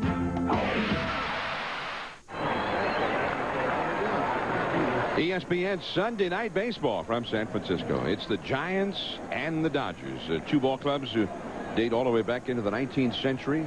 The Giants playing their 115th season in the big leagues. They were born in 1883 as the New York Gothams. And then shortly thereafter, it was... I like Giants better. Changed to the Giants. Chan Ho Park misses outside to Rich Aurelio. Aurelio was called out on strikes his first time. Kirk Rueter, the pitcher, will follow. And then Darrell Hamilton, the leadoff man. The Giants have only 2 hits. This marking the 40th year of Major League Baseball moving to the West Coast. The Giants and Dodgers both came out in 1958. Cedeno came in and saved the play. Nice play. To lean over that bullpen bench out there as the wind carried it beyond where Karras was going to be able to get. And if you've never played here before and seen the balls go up in the air and watch the wind move it around, that was a very difficult play, especially for a right fielder. But he does call in time, and he gets over there, and he makes the catch before he tumbles over the benches down there in the bullpen. Nice play. There you get another look at it. See, he calls him off. He avoids the mound first off, and then he stumbles over the chairs. Here's Kirk Rueter. And that's ball 1 on the inside. Rueter grounded out to third his first time. 2-2 in the last of the 5th. Big ball game for both ball clubs, and really for different reasons. Rueter takes a strike on the outside. I mean, the Dodgers came in here 6 games out. If the Giants win this ball game tonight, this 4-game series ends split, and the Dodgers have done themselves no good in the head-to-head matchup. On the other hand, the Giants, if they see the Dodgers come into their ballpark and let the Dodgers pick up a couple of games on them, and the Dodgers who came in 6 back, if they leave only 4 back, well, the Giants have opened the door for the Dodgers to come in right after. And that's too high for a ball. And Dusty Baker's talked about, Joe, the fact that there's more urgency to these games, even though it's still the first half of the season, than ever before, because, I mean, these teams used to play each other 18 times. This year they play only 12. John, if the more games you win in June and July, the fewer games you have to win in September to win a pennant. They all count 1 game. We just make it more important in the late season, but they're just as important right now. Nice play by Gagne, and he's been making plays like that for years. He's real smooth out there at shortstop. Rueter retired, 2 down. You know, we had Willie Mays here, and I was looking out on the wall there, and I want to wish a speedy recovery to my buddy Willie McCovey, my golfing buddy. He hasn't been playing golf much lately, but I'm sure he's getting close to the time we'll get back out there on the links together. So, Willie, if you're watching, speedy recovery to you. Willie McCovey hit many a dramatic home run and many a big Giant-Dodger showdown. When I think of the Dodgers and the Giants rivalry, truthfully, I think of Don Drysdale. Even more than Sandy Koufax, I think Don Drysdale, to me, personified what the Dodger-Giants rivalry was all about, and him knocking Willie Mays down. That was kind of the way that it always ended up, and not being able to get McCovey out. McCovey killed Drysdale. I mean, he just Drysdale couldn't get him out. So it was amazing. Those two guys, but Drysdale always kind of personified to me just what it meant to be a Dodger and a tough Dodger against the Giants. 1 strike to count to Hamilton. Off the left field line. Ashley on the run. And he went into the slide before he got to the ball. That was a tough play. I don't think he was going to be able to make that catch unless he would have dove head first and maybe slid into the wall. But that was a tough play there because the ball wasn't high enough for him to settle under it. You see the ball's coming down very quickly, and he's just not going to be able to get there. It was a pop-up slide, though. Yeah, but I see why he's sliding, John. He's not wearing baseball spikes. He slipped when he got to that artificial warning track earlier, back in the first inning. On to the count to Hamilton. 2 down, nobody out in the 5th inning of a tie ball game. The Dodgers go home to face the Colorado Rockies after this. The Giants will welcome the San Diego Padres. The teams in the National League West are going head-to-head here for a while. Strike 3 called on the outside. The big guns are coming up for the Dodgers. It'll be Todd Zeile, Mike Piazza, and Eric Karras. A lot of home run power coming up there against Rueter. Dodgers 2, Giants 2. Zeile, Piazza, Karras. Stay with us. 2 quarter dime, 9 pennies, 1 Frosty, please. Wendy's 99-cent super value menu has great choices like our cool, creamy Frosty, Junior Bacon Cheeseburger, hot fries, or cold drink. Always 99 cents every day. Tough game? He'll get over it. Yeah!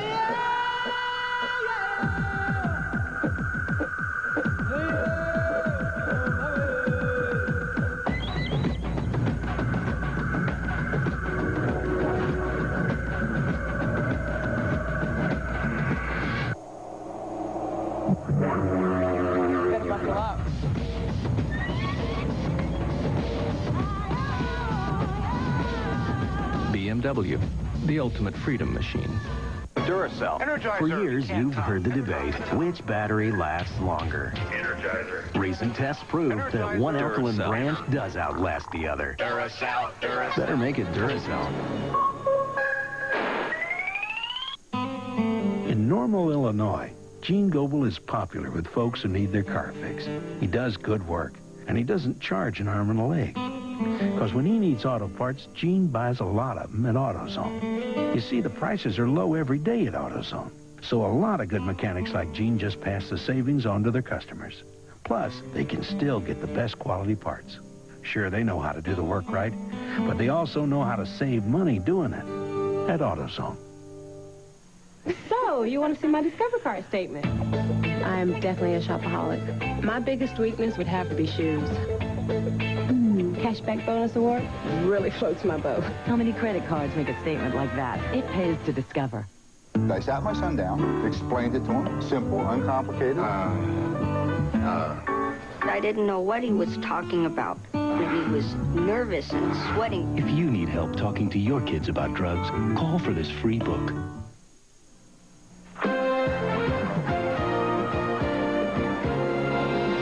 The ESPN Sunday Night Baseball Game of the Week is brought to you by the more than 1,575 AutoZone stores across America. AutoZone, the best parts in auto parts. And by Discover Card.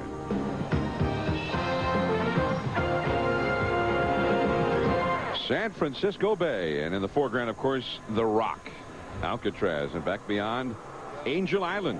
Beautiful natural preserve. Folks in this area like to head out there on the weekends. Many sail out, anchor in the bay, and picnic up on the Angel Island. Go hiking, bike riding. Todd Zeile, the hitter. 1 ball, 1 strike as he faces Kirk Rueter. We're into the 6th inning. Zeile has grounded to 3rd and also to short in his 2 previous at-bats. Piazza and Karras will follow.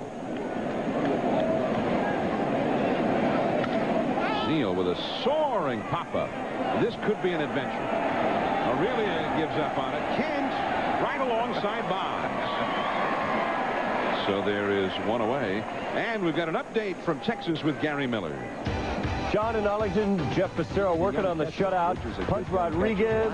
Ken Griffey Jr. sprawled out and had a couple of balls just out of his reach tonight. Rodriguez will end up with a triple and then scoring a Joey Cora error. 3 Seattle errors on the night. Griffey also nailed Mark McLemore third in another play, and Buhner has gotten the run back on his 20th home run, 4-1 in the 6th. Back to you. Jay Buhner had 5 RBIs there last night in a 15-8 victory for Seattle. Here's Mike Piazza, another big, strong guy like Jay Buhner. Except Piazza hits for average as well. 354 right up to the moment. He has struck out and flied out in this game, though. He is only 2 for 14 in this series. And Rueter catches that outside edge. 1-1. I was talking to Barry Bonds before the ballgame, and that's exactly what he said about Piazza. He says he's so strong. I mean, that was the thing he said about him as a hitter. Not that he was a great hitter. He said he was so strong, which encompasses the fact that he's a good hitter as well. Off the fists. Really, plenty of time. Out number 2. I tell you what, I don't think I've seen a left-handed pitcher who doesn't throw real hard handle the Dodger right-handed bats the way that he has done. I mean, he's jammed about 5 guys. He's jammed Karros both times. He jammed Piazza there. He's been able to throw the fastball away, change-ups away, just enough to get them looking out there, and then he's busting the fastball in. I mean, he's jammed just about every hitter in this lineup from the right side. Here's Karras, another powerful, dangerous hitter. And that misses outside for ball 1. And he's using pretty much the same pattern. He starts out away with either a changeup or fastballs, and then he comes in hard. And the changeup misses. It is 2 balls and no strikes to Karras. Karras really got energized with interleague play. He went into Seattle, hit 3 homers in 2 days. Kept that going when the Dodgers went home to play the Angels. And beginning with their series at home against the Angels, they have won 4 out of their last 5.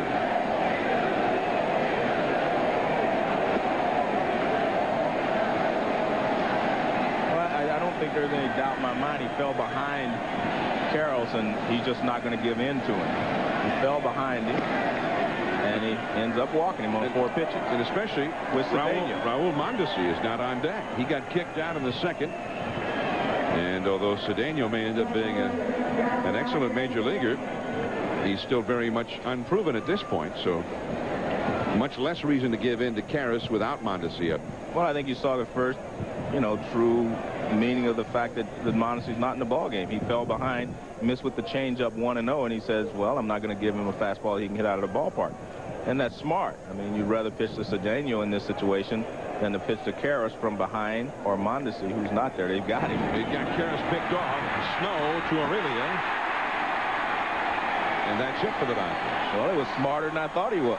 Walk him and then pick him up. Didn't you see that coming? Miller, Javier, and Bonds coming up. It's tied. Hey, this weekend, 3 very cool things are going to happen.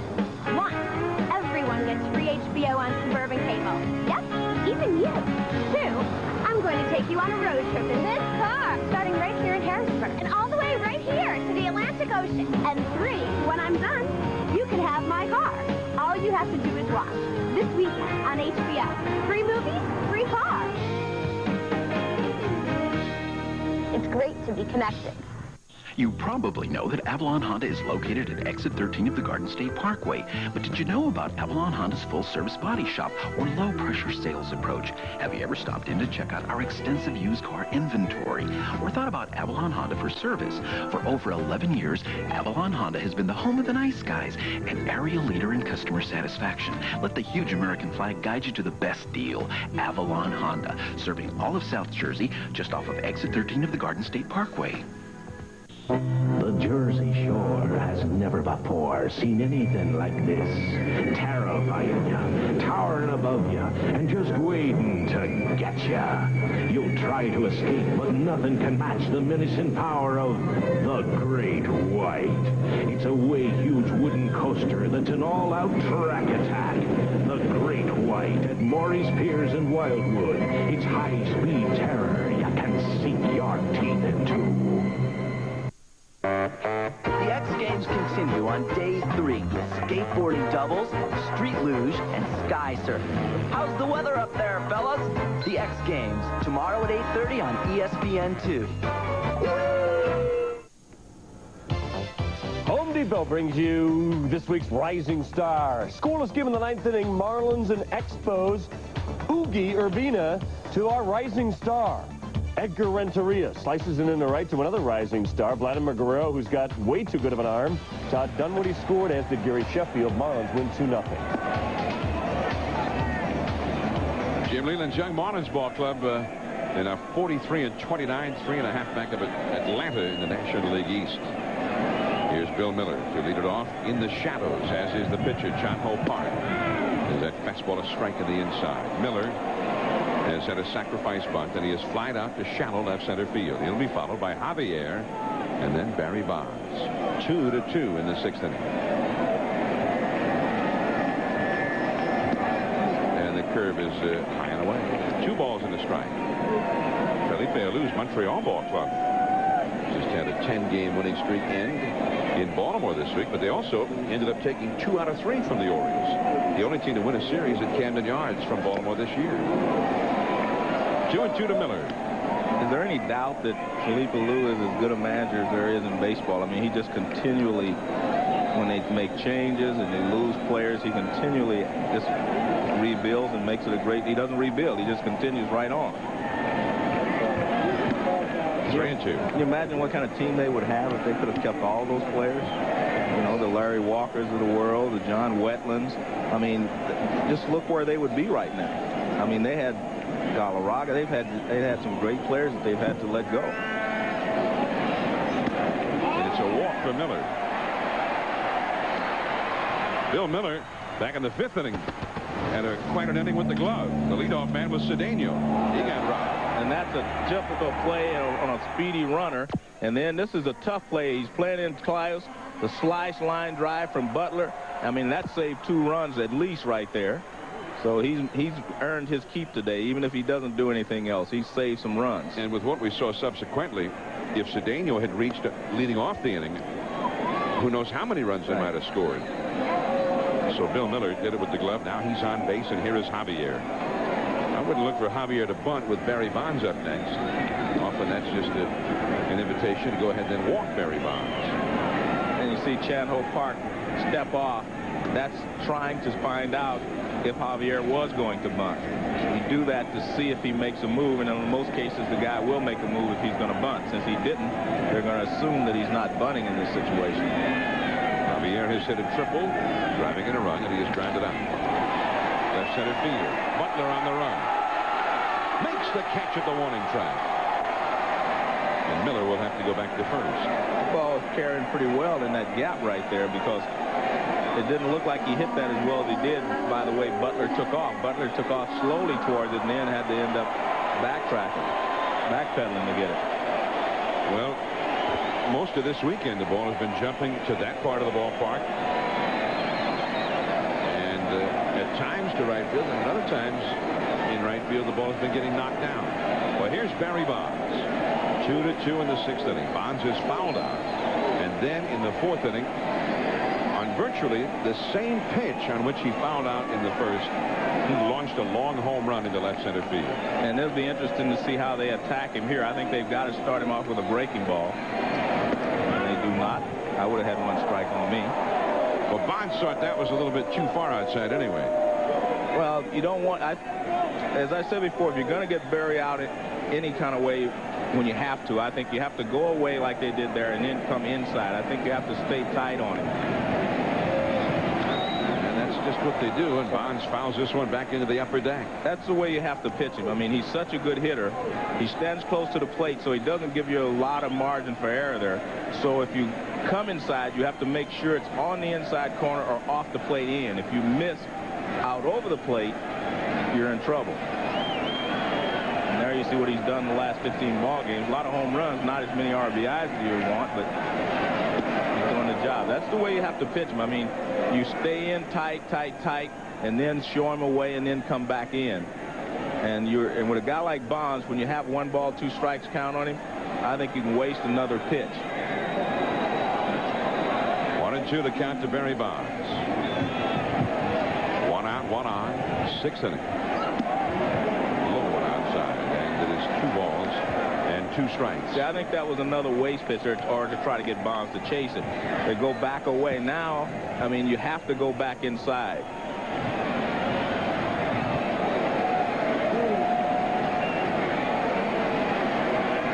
Piazza's looking in the dugout an awful lot. I don't know if someone's helping him with the pitches, but he's looking over there. See, they're going back inside there again. But that was a bad toss to first base because I think that let Bonds know where Piazza was setting. And see, Piazza doesn't like the fact that he threw to first base right there.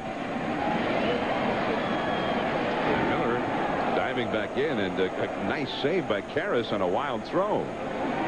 If you're a good hitter and they set up the pitch and then the pitcher throws at first base, you can feel where the catcher was. You know whether he was inside or outside. And Piazza didn't like the fact that he broke that rhythm by throwing to first base. There's that breaking ball. But not just a breaking ball, it was in. And that's where, again, you have to go, especially with 2 strikes. 2-2 to Bonds.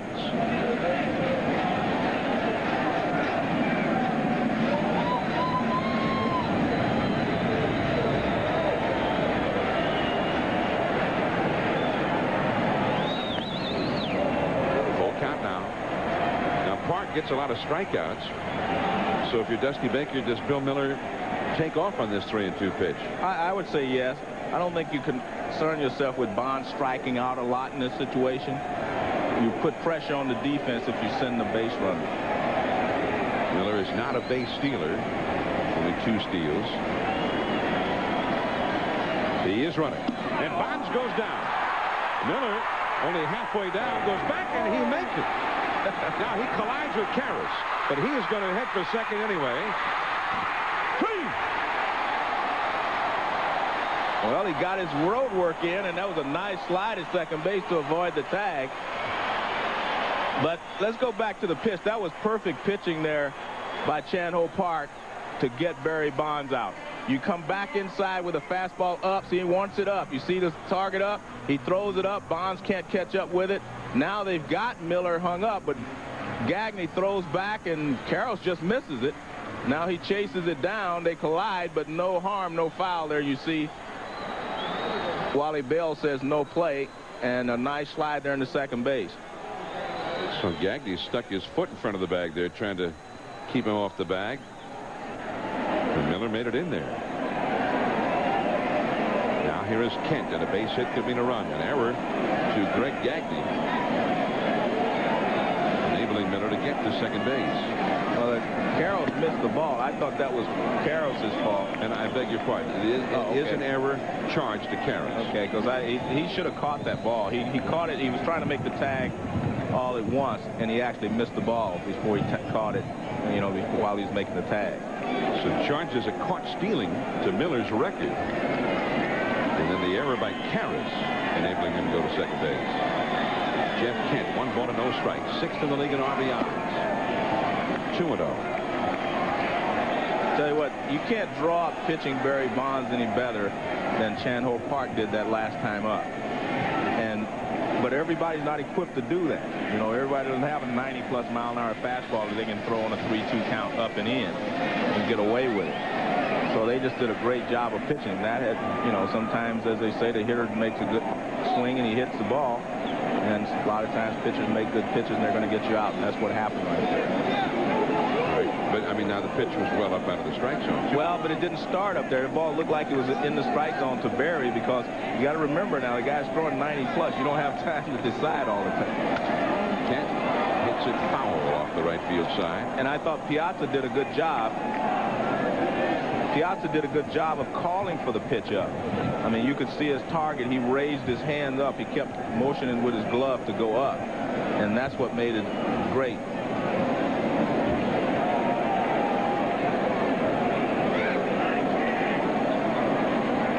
Two and one the count to Jeff Kent. And 2 balls and 2 strikes now. And you can see how they want to pitch Kent. They want to throw him as many breaking balls as they can, get ahead of him in the count, and then get him to chase the fastball. That's what they're trying to do with him. The Dodgers, in my opinion, have a very good scouting report on the big hitters of the Giants. You know, the Barry Bonds, the Jeff Kents, the Barry Hills, the guys that they expect to do damage. They have a very good scouting report on them. And they've been able to stick to it yesterday and also today. Little bloop along the right field line. Cedeno on the run. Missed it. It's a foul ball. Again, that's a tough play because that wall comes up awfully quick. And he was looking back into the sun. He had a lot of things going against him right there. You could see him fighting the sun as he was running over because that's the sun field right now. But see, that wall is closing in pretty quickly, too. He's running full speed. Now he misses it. Now he has to protect himself hitting that wall from hitting the wall. That's right there. You can see that he knows he's getting close to that wall as well. Almost at the very last, you could see his eyes look down to where the wall was. Yeah, I think you better know where the wall is, too. That wall will not move. Well, right field is really the sun field right now. The rest of the field is in the shadows. Jeff Kent trying to deliver the run. Bill Miller at second base with 2 down in a tie ball game. Sliders struck him out. So Chattanooga Park strikes out both Bonds and Kent. Still 2-2. We go to the 7th inning. Cedeno will be coming up.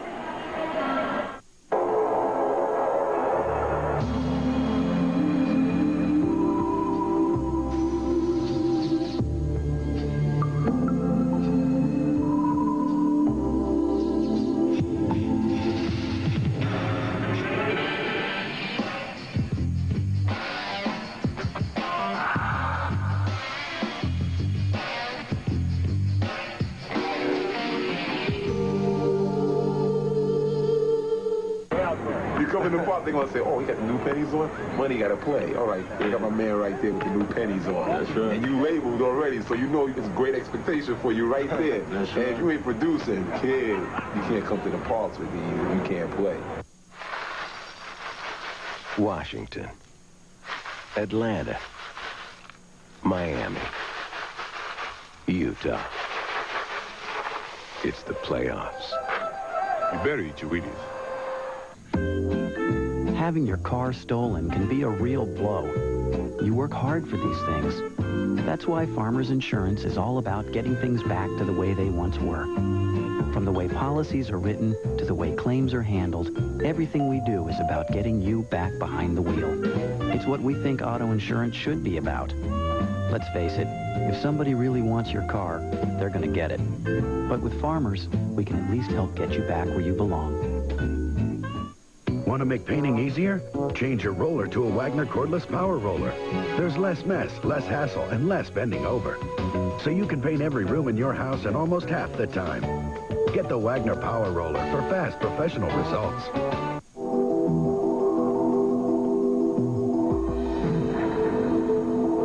There are hundreds of lawnmowers to choose from, with a broad range of quality features designed to meet your needs.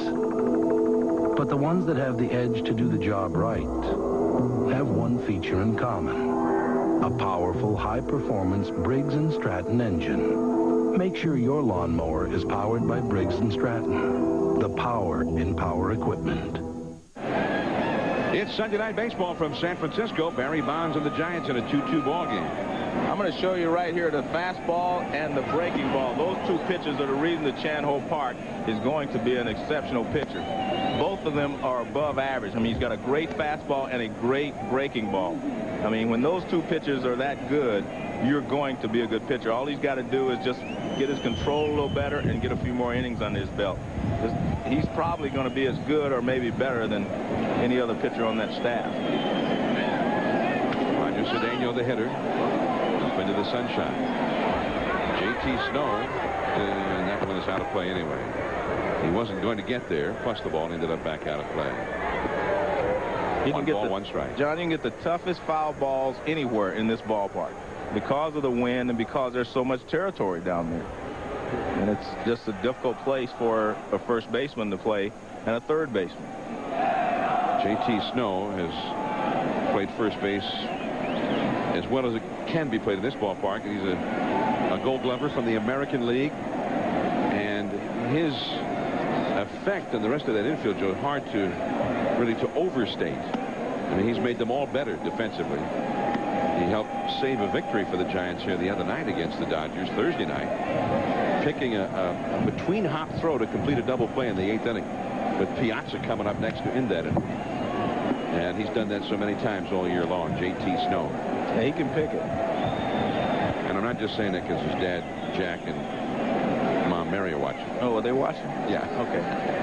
We did say hello to them anyway, didn't we? Yeah, you did. Okay. I reminded you. All right. Cedeno hit that one off the fish. Hit it fairly well, but got under it. And Hamilton. Yeah! Now for an update, here's Gary Miller. John and Joe, we go back to Arlington. Jeff Passero leading 4-1 after Jay Buhner had homered. Damon Buford to Ken Griffey Jr., who has already gunned the runner. Will Clark, the former Giant, is mighty slow, but Wilson can't hold on. The Rangers get back within 2, but the Mariners are threatening again against former Giant John Birkin. Hi, Gary. Look at that, a Detroit Tigers fan here at the Stick. 7th inning, 1 out. Billy Ashley, the hitter. Fastball away from Kirk Rueter. Ball 1. The amazing thing to me, John, I see Ivan Rodriguez and Mike Piazza. To be doing the things they do offensively from the catching position is just unbelievable, because catching takes such a big toll on you over the course of a season, especially Rodriguez in Texas, where it's 100+ every day. Just amazing. Well, the Giants are very impressed with Rodriguez in the interleague games they played in Texas. The first time they'd seen him, nothing but compliments for him. Rueter going to have to hurry. Barehanded pickup. He got it. Actually not a fast runner. 2 down. And now the man coming up who's hurt him, Greg Gagne. Next Sunday night, we will see Ivan Rodriguez and Juan Gonzalez and the Texas Rangers, the defending champions of the American League West, here in the Bay Area. They'll be at the Coliseum to take on Mark McGwire. Jose Canseco and the Oakland Athletics. That's 8 Eastern, 5 Pacific. Next Sunday night on ESPN. Should have a chance for a pre-4th of July fireworks in that ball game. Swinging strike by Gagne, chased a bad ball. He has homered, and he has doubled, and he has scored the 2 Dodger runs in this game. Gagne, the man who said earlier this year, he figured he was going to retire at the end of this season. Count now is 0-2. Yankee playing a long way from home, and his family lives in the Boston area. And Gary Gaetti, his close friend, the St. Louis Cardinals, because he's been trying to talk him out of it. Well, if you are a friend, I think he should. You only get to go this way one time. You get to play Major League Baseball. If you're blessed with the talent to be able to play as long as you can. Kirk Rueter about to throw his 100th pitch of the game. It's peeled foul out of play. The Dodger bullpen is busy. There's Mark Guthrie. As is Greg Gagne. Mark Guthrie, a former Minnesota Twin. Dodger bullpen has been one of the best in baseball. 1 ball and 2 strikes. Jammed in. Bonds on the run. Can't get there. It's in for a base hit. Gagne, no matter what he throws him, Gagne hits it for a base hit. He's got 3/4 of a cycle. Well, Rueter again gets in on a right-hander. He set him up and jammed him, but this one was up a little bit. That's why he's able to get enough on. Watch, this pitch is up a little bit. That's why he's able to muscle it enough to get it over the infield. Down a little bit more, and it's a little weak ground ball someplace, because he did jam him. Hit number 5 for L.A. 3 of them from Greg Gagne. Here's Trip Cromer. He's lined out to second. He's been walked intentionally. It's a strike. In fact, 3 hits by Gagne, the 7th place hitter, and 1 hit by the pitcher, Chan Ho Park. The only other hit by the Dodgers, an infield hit by Brett Butler. Zeal, Piazza, Karras, Ashley, Mondesi, Cedeno. All have been held hitless and have been kept off the bases, except Karras, who was walked back in the 6th inning. See Rueter, 105 pitches now. Very economical game, though. Steps off the slide. He picked off 2 guys already, Joe. Picked off Karras to win the 6th, and he picked off Butler to win the 3rd.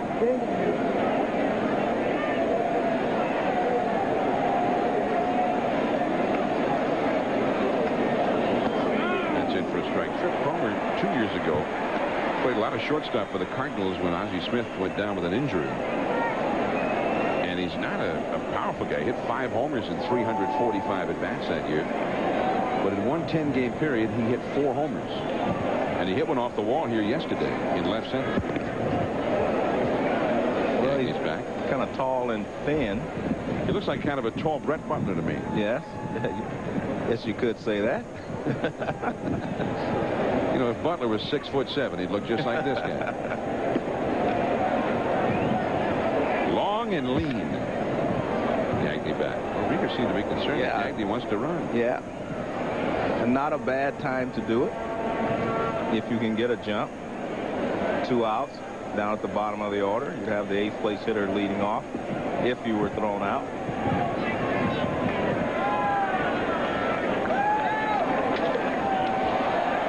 Could be trouble. Javier on the run, makes the catch. In the sun. Stan Javier, nice play. Gagne is stranded. We're heading to the last of the 7th inning now. J.T. Snow, Damon Berryhill, and Rich Aurelia coming up. It's tied at 2.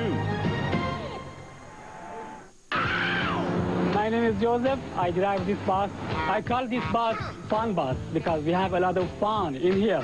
We have gold beer. My boss is also gold. This hot dog machine made specially for the snacks to make him more fat.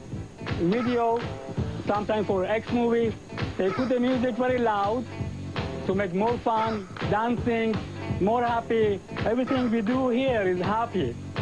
New Gold Premium Beer. Jenny, would you do me the honor? No. Jen, babe, you, me, prom. Yeah. Hi, hello. How you doing? Nope. Kelly Springfield tires are designed to go a long way. No. Jenny, would you go to the prom with me? And we've got the warranties to prove it, so go. Jenny, will you go to the prom with me? Oh. And can I use your phone? My car's out of gas. Kelly Springfield, get every mile you can out of life.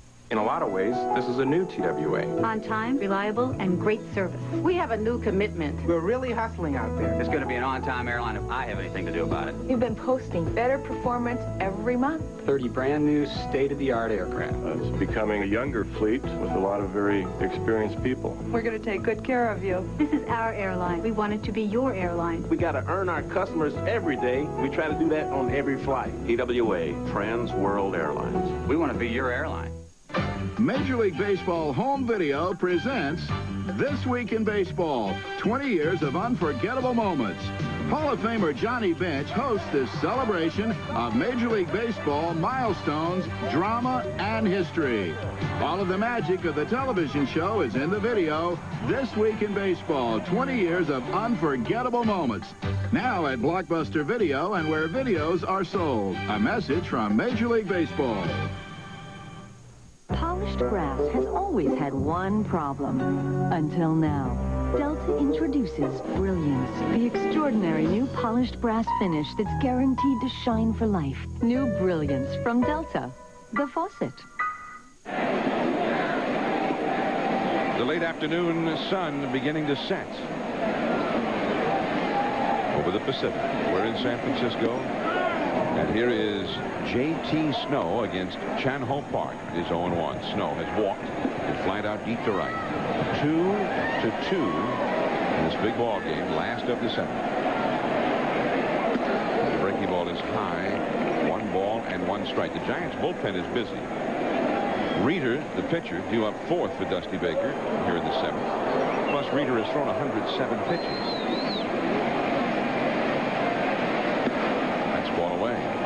And it is 2-1. There's Julian Tavares, the former Cleveland Indian, part of the Matt Williams trade. He is heating up in the Giants bullpen. Chan Ho Park. And Snow late on that fastball. 2-2.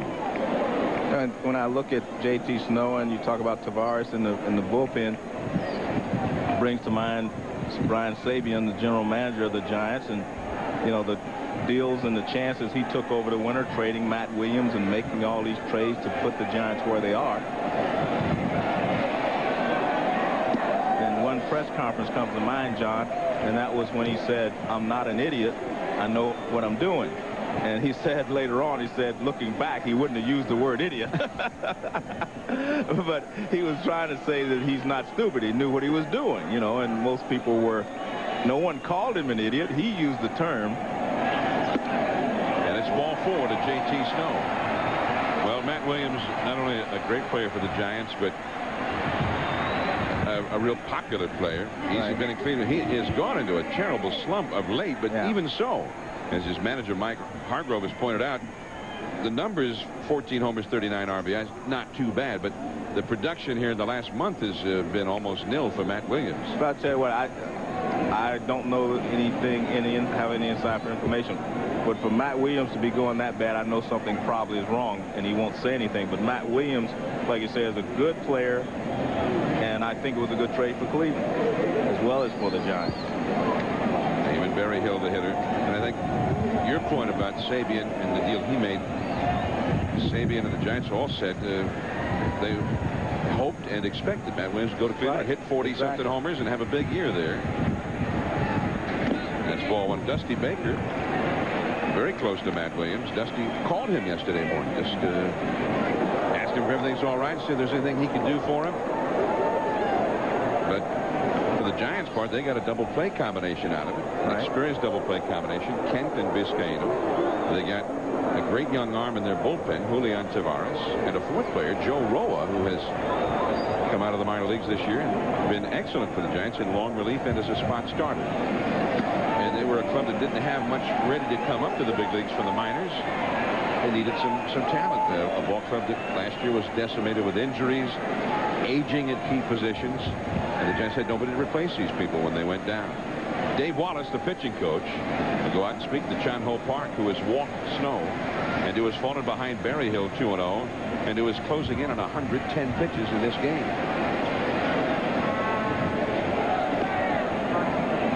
Rich Aurelia is on deck.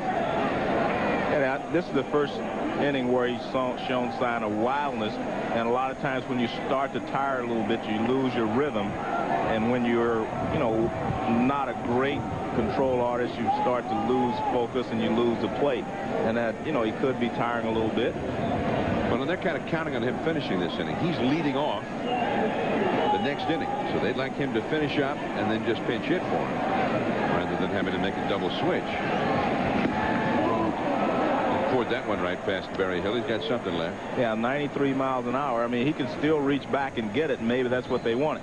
See, sometimes when you get tired, you just lose your concentration, you lose your focus. And what they, you know, may have told him to just concentrate and make sure you get something good, get a good mustard on these last few pitches you're going to throw. Dodger bullpen gets busy. Nobody out in the 7th inning, a 2-2 tie. And that is ball 3 to Berryhill. Mark has walked 4 hitters. There's Mark Guthrie up in the bullpen again. Mark has walked 4 hitters, and each one of the 4 walks has been to a leadoff man, including to Snow leading off this inning. Bill Russell, this is not the plan. No. Snow is not supposed to have walked, and Park is supposed to get through this inning and then be pinch hit for. But that can't be your concern anymore. Berryhill hits one deep into right center field. Cedeno is there now, makes the catch. Back to first goes Snow. And let's get an update from the Texas ball game with Gary Miller. John in Arlington is an AL West battle. Edgar Martinez and the Mariners laying at 2. John Burkett. Base hit to the left side. He's batting over 330 with over 50 RBIs. Joey Cora scores. They're up 5-2 behind Jeff Passero. They could be up by 4 games in the Rangers by night's end. Big series, Gary, for the Seattle Mariners. No question about it. And for Texas, also very big. I mean, that's a tough series to lose at home against one of your top division rivals. California, or rather now the Anaheim Angels, actually have moved ahead of Texas in the American League West standings into 2nd place. And there's ball 1 to Rich Aurelia. 1 out. Snow at first. Well, there's no doubt in my mind that Park is starting to struggle a little bit. That breaking ball that we talked about, how good it was before, now it's rolling a little bit. That's when you get in trouble. That's when you can get hurt with that rolling breaking ball instead of the sharp breaking one. He'll get around on that pitch pretty well. Runner going. The ball is into right center field. Cedeno racing over to cut it off. Nice play. He holds Aurelia to a single, and he keeps Snow from coming in to score. Big play by Cedeno on the base hit by Aurelia. And the Giants will go to their bench now. When you lose a little bit off your fastball and you're a fastball pitcher, the guys are sitting on the fastball. This fastball is in the middle of the plate. He lines at the right field. Good base running by JT. You see he hustles around the third. Good play by Cedeno to hold it to a single and hold Snow at third base. So Dusty Baker puts on the hit-and-run play, and Aurelia responds with his first hit of the game. And now Marvin Bernard will come up to hit. The young left-handed hitter who is from Nicaragua. Wanted us to say hello to Felicidades to all of his family and friends down in Nicaragua watching on ESPN tonight. Now Bill Russell's got a double switch coming here. He had Wilton Guerrero also go down to the bullpen to warm up along with the left-hander Mark Guthrie. There's Guerrero who will come in for Trip Cromer with Guthrie coming on for Chan Ho Park. And Bernard may not bat either. We'll be right back.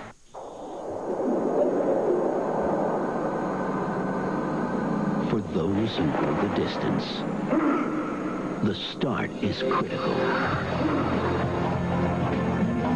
That's why Exxon Superflow races to protect vital engine parts at the start when significant damage can occur.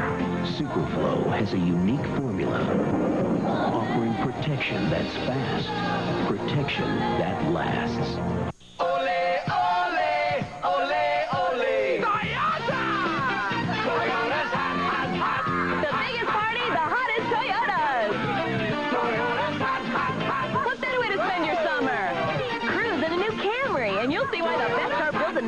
Just got better with a $210 a month lease, including anti-lock brakes, power package, air, and more. Call the fire trucks because this place is smoking. The hottest place to be is at Toyota now. Should you use the same club on every chip shot? The answers are in Golf Digest. No matter how well you play, you'll find tips and advice that will dramatically improve your game. Guaranteed. Want to know where the slot is at the top of your backswing? Or if you're good enough to carry a 4-iron, subscribe to Golf Digest. 12 issues are only $19.77. You'll also get our video. Hit it longer and straighter, free. Call 800-228-1500. That's 800-228-1500.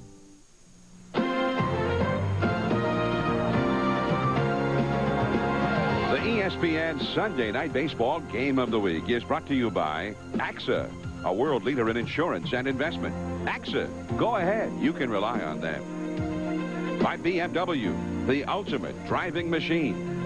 And by the more than 1,575 AutoZone stores across America. AutoZone, the best parts in auto parts. And right there in the middle of that picture, looking down at the China Basin area, is the future location of the Giants' new ballpark, into which they'll move in the year 2000. It'll be called Pacific Bell Park. Should be quite a showplace. Long home runs to right field will land in the San Francisco Bay. There's Mark Guthrie, the veteran left-hander, and he will be facing a pinch hitter for a pinch hitter. Mark Lewis to pinch hit for Marvin Bernard, with runners at first and third and one out. Wilton Guerrero now at second base. He's hitting ninth, and Guthrie moves into the order, hitting eighth in place of Trip Cromer. The middle infield double play depth.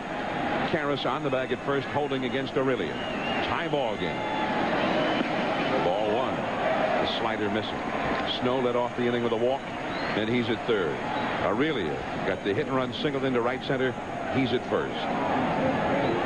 Mark Lewis is hitting .277. 5 homers, 19 driven in. Well, if you're Mark Lewis, you got to make sure you get a pitch that you can hit in the air and not hit a ground ball to short or second.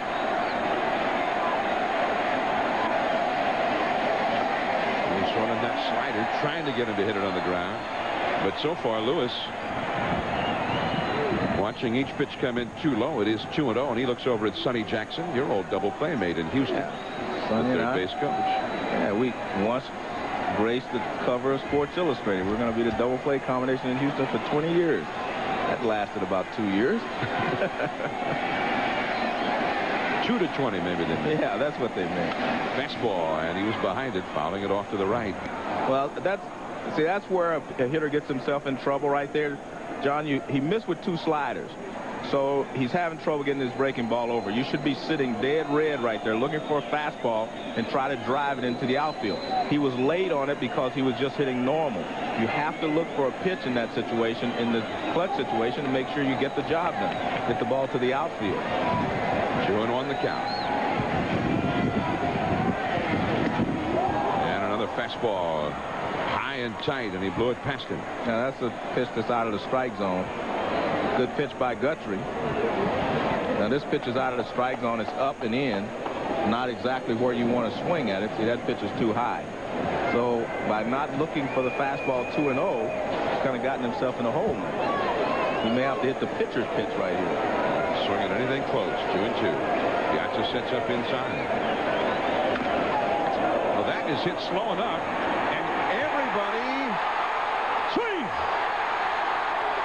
Coming in to score is Snow. Aureli in a second, and Lewis reaches. 3-2 for the Giants.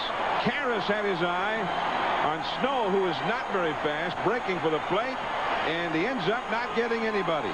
Well, it's a good job by Snow to break and put pressure on the defense. Karras felt the only way he could make that play was to barehanded and throw home. Now watch. The ball is hit very softly. Now watch Karras. So he breaks and he comes. He tries to barehand it because he figures that's the only way he can make the play. And you see Snow come across the plate, and Guthrie misses first base. See, the pressure is on Karras to make the play quickly. He can't do it. He gets the ball to first base in time, but Guthrie misses the bat.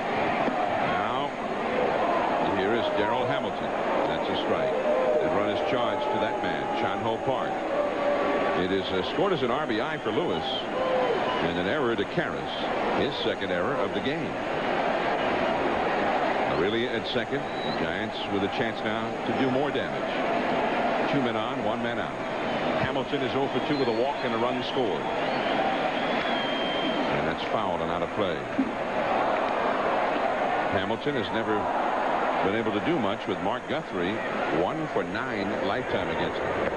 And in the San Francisco bullpen now, it is Rich Rodriguez, the left-hander, now warming up with the switch hitter Guerrero and the left-hander batting Butler, scheduled to lead off for the Dodgers in the 8th inning. Now the Giants are leading, so Dusty has got the lefty out.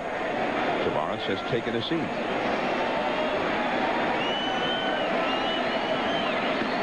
1-2. The base runners, there's Aureli. Got the big base hit in this inning at second. And then Mark Lewis. He hit the ball about, what, 70 feet? Well, he got the job done. The point is he didn't strike out, John. He put the ball in play. And if you put the ball in play, anything can happen, So you have to give him credit for putting the ball in play. Anything can happen. That's been the Giants' slogan for this year. And the curveball got him swinging. So Hamilton goes down on strikes. 2 down. Good breaking ball. Guthrie throws a lot of breaking balls to left-handed hitters anyway. He hides the ball pretty well, and you see Hamilton way out in front. In fact, I mean, his swing is almost in slow motion. He was completely fooled by that pitch. Well, that was slow motion. I mean, in real speed, it was slow motion always. Oh, that was super slow motion. Just wanted to point that out to you. Okay, but that was super slow motion. Here's Bill Miller, batting right-handed now. Miller is 0 for 1 officially. See, that's what we hitters do. We see things in slow motion anyway. Well, the swing, when he swung, it was slow motion, and then they show it in slow motion. It's super slow. I mean, there is some truth to that, though. Yeah. Oh, you have to be able to see it in slow motion. You don't think you could hit a 90-mile-an-hour fastball if you couldn't slow it down with your eyes, do you? Yeah, that's always the way I saw it.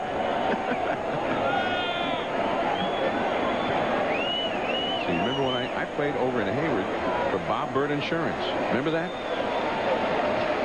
Sure, pretend like you don't remember. 2 out and 2 out. And it's down and into Bill Miller.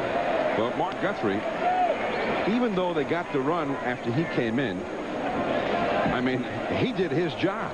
Right. Kept the ball on the infield. Yeah. Yeah. And, I mean, it's not his fault. I mean, no. Lewis actually just hit it too slow to get the double play that they wanted. Now, if he can get Miller here, he will have kept the Dodgers very much alive in this game. But it's a base hit for Miller to left field. Here comes Aurelia. He's heading home. Ashley bobbles the ball. Heading for third is Lewis. To second is Miller. He's out. Great throw by Ashley. And Miller takes the bat out of the hands of the Giants' hottest hitter, Stan Javier, due up next. But the Giants get two. And Miller drove in that little bit of insurance with the base hit. Guerrero, Butler, and Zeal due up. 4-2 Giants.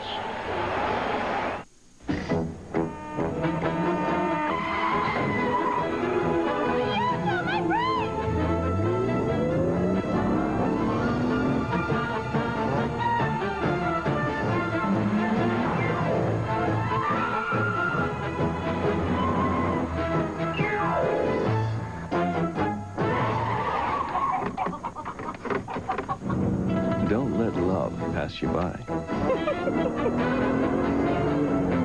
In the world of racing, you'd be hard-pressed to find more pounding, more rattling, and more punishment than the Score Desert Championship Series.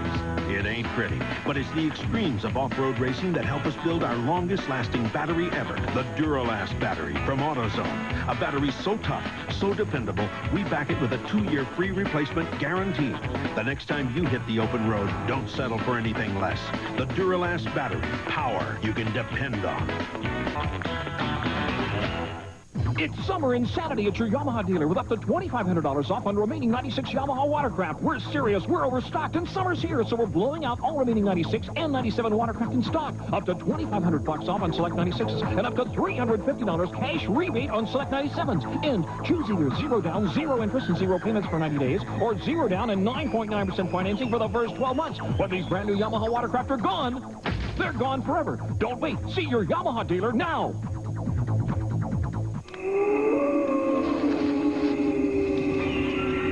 You ever wish you didn't have to worry about mountain lions? You ever wish you could sleep in a big house with a hot shower? Nope.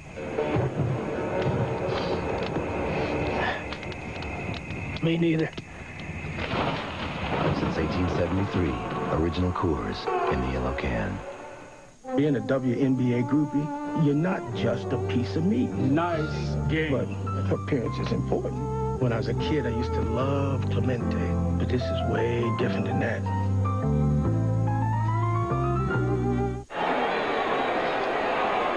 Bienvenidos al Candlestick Park en San Francisco por el partido con los Gigantes de San Francisco y los Dodgers de Los Ángeles. Muchas gracias. Sí. Let's get us a couple of those. Those guys must have struck out 3 times yesterday, Joe. They are wearing, both of them, the sombrero. Here is Rich Rodriguez, veteran left-hander coming back from rotator cuff problems. He spent all of last year in the minor leagues, got into only 1 game anywhere the year before, and then he made this Giants ball club in the spring, and he has done a great job for him. Guerrero fouls one away. 0-2 the count. Well, John, this is also an example of why I think Dusty Baker is an underrated manager sometimes. He had Tavares up, to pitch this inning. He saw them change to, Guerrero bringing it to double switch and knowing that Butler's going to follow him, a left-handed hitter. So he switches right very quickly to Rodriguez because they wanted, Guerrero to hit from there, in this situation. As a high pop-up. Aurelia out, Bonds in. Bonds calls him off. 1 away. Well, Guerrero, a switch hitter, but hitting .207 right-handed. Exactly. You'd .316 left-handed. You'd rather have a guy that's trying to get on base hitting from the right side anyway because he can't hit a chopper, he can't bunt. Takes a lot of his strengths away, the speed. So that was a perfect situation to bring in a left-hander. Now he gets to have the left-hander face Butler. I'm not so sure if Butler gets on base. I don't think Rodriguez would pitch to Todd Zeal. Brett Butler, although Rodriguez got him out in the 9th inning of the ball game here on Friday. And Rodriguez has just been having a sensational year for the Giants. Very very cool and calm. I mean, he's been through it all over the years, and of course, it looked like his career was probably over. And he has resurrected his career and has been a key man out of the Giants bullpen. He's been their top left-hander in the bullpen. Butler, a tough man to keep off the base paths in a spot like this. He finds a way to get on.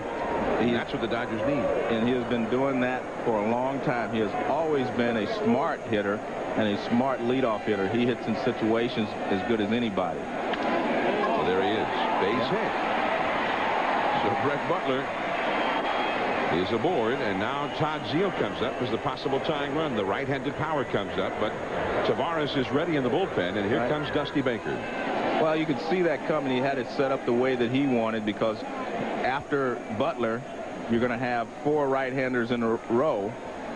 So that's what you want. You've got, you know, the power coming up, Zeile, Piazza, and Carroll. So, and this is what the Dodgers see all the time. Yeah, exactly. And tough right-hander comes on to face those right-handers in a big spot. And that's the difference in their ball clubs. I talked earlier in the year about the fact that, you know, they didn't have a left-hander to break up that combination. When you get toward the end of the game, the stoppers are all going to be right-handed as well. And they're the tough right-handers in this league are the stoppers. Tavares is coming on. 4-2. The Giants leading the Dodgers. But the big power coming up for L.A. We'll be right back. Recently, an independent group of brewmasters and beer experts conducted a tasting of just about every major beer in the country. For 4 months, they sampled regular and ice beers for character, flavor, and overall quality. And in the end, the judges named one beer the best tasting beer in America, Old Milwaukee. So when you want the best tasting beer, now you know where to turn. Old Milwaukee. We were just getting by with both our incomes. Now it's just me by myself and my son. And if I didn't have a life insurance, I wouldn't be able to pay my bills or do anything. No one knows what's around the next corner, what might happen the next day. And it's good to know that somebody's there to help you.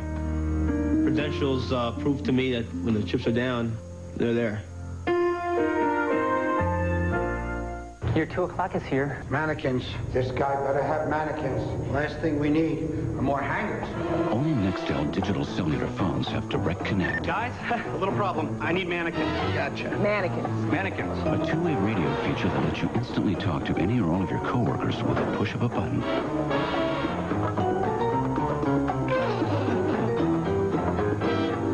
Mannequins. Get smart. Get Nextel, the national all-digital wireless network. This is a test. This is only a test. Had this been an actual emergency, you'd have...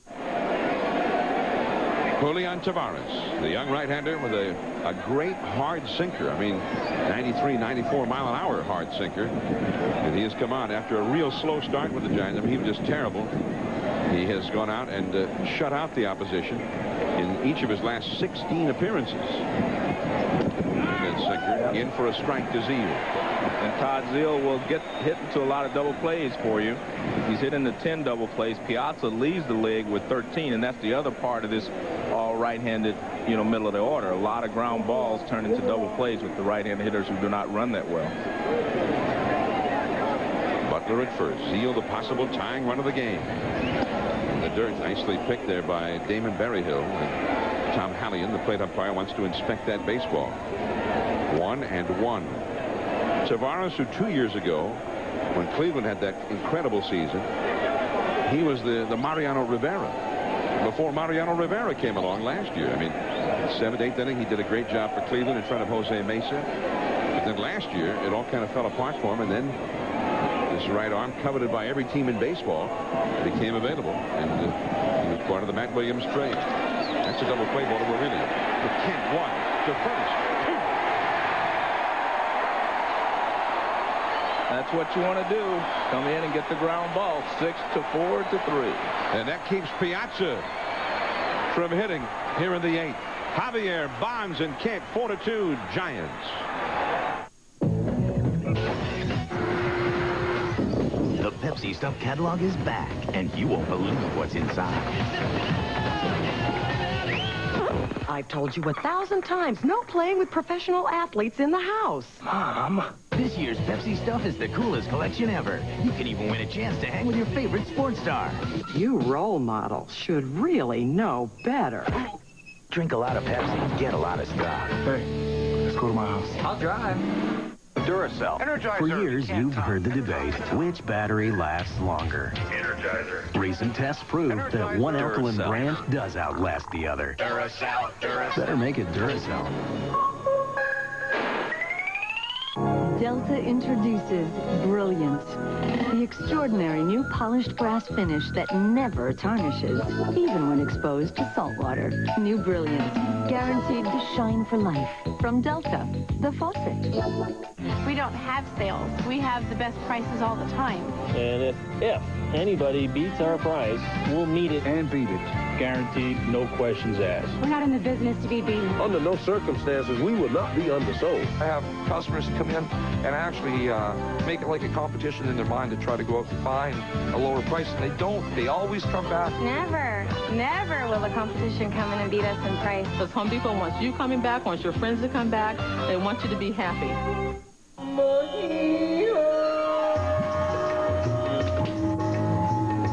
A Rude central air conditioner is built so well, it might just last you till the next ice age.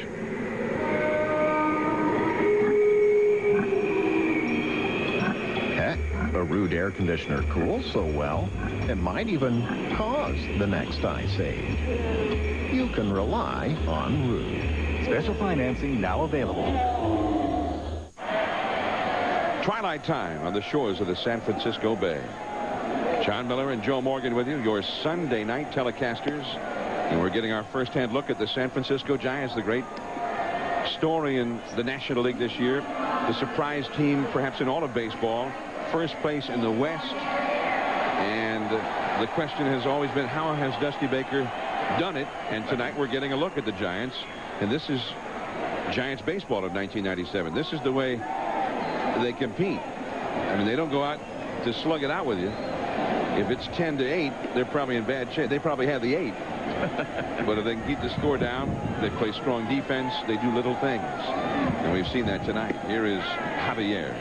Called a strike on the outside. He is 1 for 3. You're right, John, because they've been outscored by their opponents over the course of the season. But 9 of those games kind of account for that. The opponent scored 82 runs, and they only scored 16. Well, they've been bad. They have really been bad. The bunt by Javier. Piazza just got him at first base. Nice play by Piazza. He did everything fundamentally correct there. He got out there. He didn't look up to see how far down the line Javier was. He made the play, grabbed it barehanded, and made a fine throw to first base. It's like Piazza's catcher's gear was designed by Steven Spielberg, doesn't it? Piazza's got that futuristic science fiction look out there. And here's Barry Bonds. He hit a big home run in the 4th inning against Chan Ho Park, 1 for 3. Fastball on the outside for a strike from Guthrie.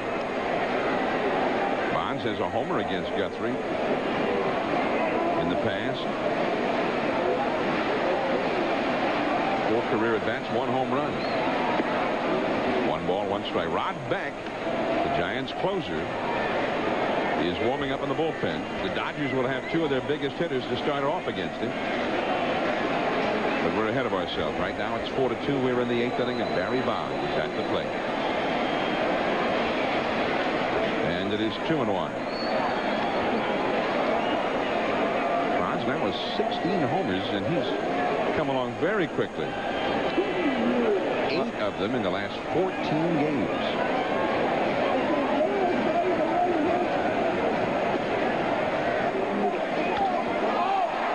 Shallow center. Butler got a late break on it. Base hit. Well, actually, Butler expected him to do more with that hanging breaking ball than he did. Here's the first inning when they got him out on a high fastball. So what does he do the next time they throw him a high fastball? He hits it out of the ballpark in left center field. Both pitches out over the plate. So with 2 strikes, Chan Ho Park the next time up throws him a fastball up and in. Strike 3. Good fastball. Now there's the breaking ball. There was a hanger He took the big swing, so I'm sure Butler broke back on the big swing, but he blooped it into center field for a base hit. That works if you're Barry Bonds. You're happy. And Bonds back to the bag at first. As the guys say, a bloop and a blast. That's what you want every day. A home run and a single will do it. Who said that? Milton May used to say that all the time. Well, Milt, he knows his hitting. Yeah, give me a bloop and a blast. That's what he wants. The gospel, according to Milt May. Here's Jeff Kent, 0 for 3. Bonds is picked off. Karras the second. And Bonds is out. Ooh. And Bonds didn't think so. He thought the tag was a little late. Jerry Crawford made the call. And Dusty Baker's going to come out now to discuss this with Crawford. Bonds looked very frustrated on that play. Got himself picked off. No question about that. Well, he did a great job. I mean, he just continued on to second base. He didn't even slow up. He continued on to first base. And Karras made a good throw, but Bonds thought he beat the play. He slid to the outside part of the bag, and the tag came from the inside. Karras made the throw. Well, Baker and Crawford still discussing it out there. Well, they're discussing it. I mean, and that's the way. See, you should be able to question a call. See, I guess it's all in the way you do it. We'll take another look here. And you can see the swipe comes after Bonds' foot hits the bag right there. See, there's the swipe. He hits him on the foot, and you can see that the foot is on the bag. Now watch where the tag goes. It hits him on the foot. Now watch where his foot is. It's already on the bag. Yeah. And that's why Bonds was upset. But again, we got the benefit of replay. It was a close play. I mean, the throw was there ahead of him. He made the tag on the foot. Right. Which and it was bang bang. It wasn't like it was obviously that he was safe from at the beginning. Wilton Guerrero in time to get Kent. So the Giants will have to make do with a 2-run lead. Piazza and Karras, but not Mondesi. Remember, he was ejected in the second inning. And Rod Beck, the league leader in saves, is coming on to face him. 4-2 Giants. It's a fantastic 5 for the Chicago Bulls. Celebrate the Bulls' winning ways forever in this thrill-packed video. Chicago Bulls 1996-97 NBA championship season. Plus, the exclusive Bulls 5-time champions Sports Watch. Both free with your paid subscription to Sports Illustrated. Your free video shows how the Bulls did it their way. Your 5-time champion Sports Watch reminds you of all the good times. It just keeps on winning. What time is it? Both these exclusive Bulls collectibles are free when you order 54 issues of SI for only $1.48 an issue. Save over 57% off the cover price. Use your credit card and you also get this special bonus, the SI Bulls Commemorative. Call now and get the ultimate Bulls collector set free from SI. There's no team like the Bulls, and there's nothing in the world like Sports Illustrated. Get into it. This is a test. This is only a test. Had this been an actual emergency, you'd have been scared pretty much out of your wits. Fortunately, we've never had a national emergency in this country because millions of veterans risked their lives so the rest of us could take it for granted that this is only a test.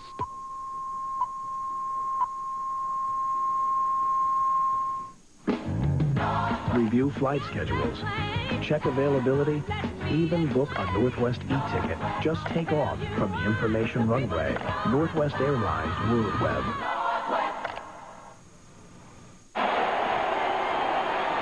Rod Beck, 23 saves, most in the American League. And he's looking for number 24 now with a 2-run lead in the 9th inning.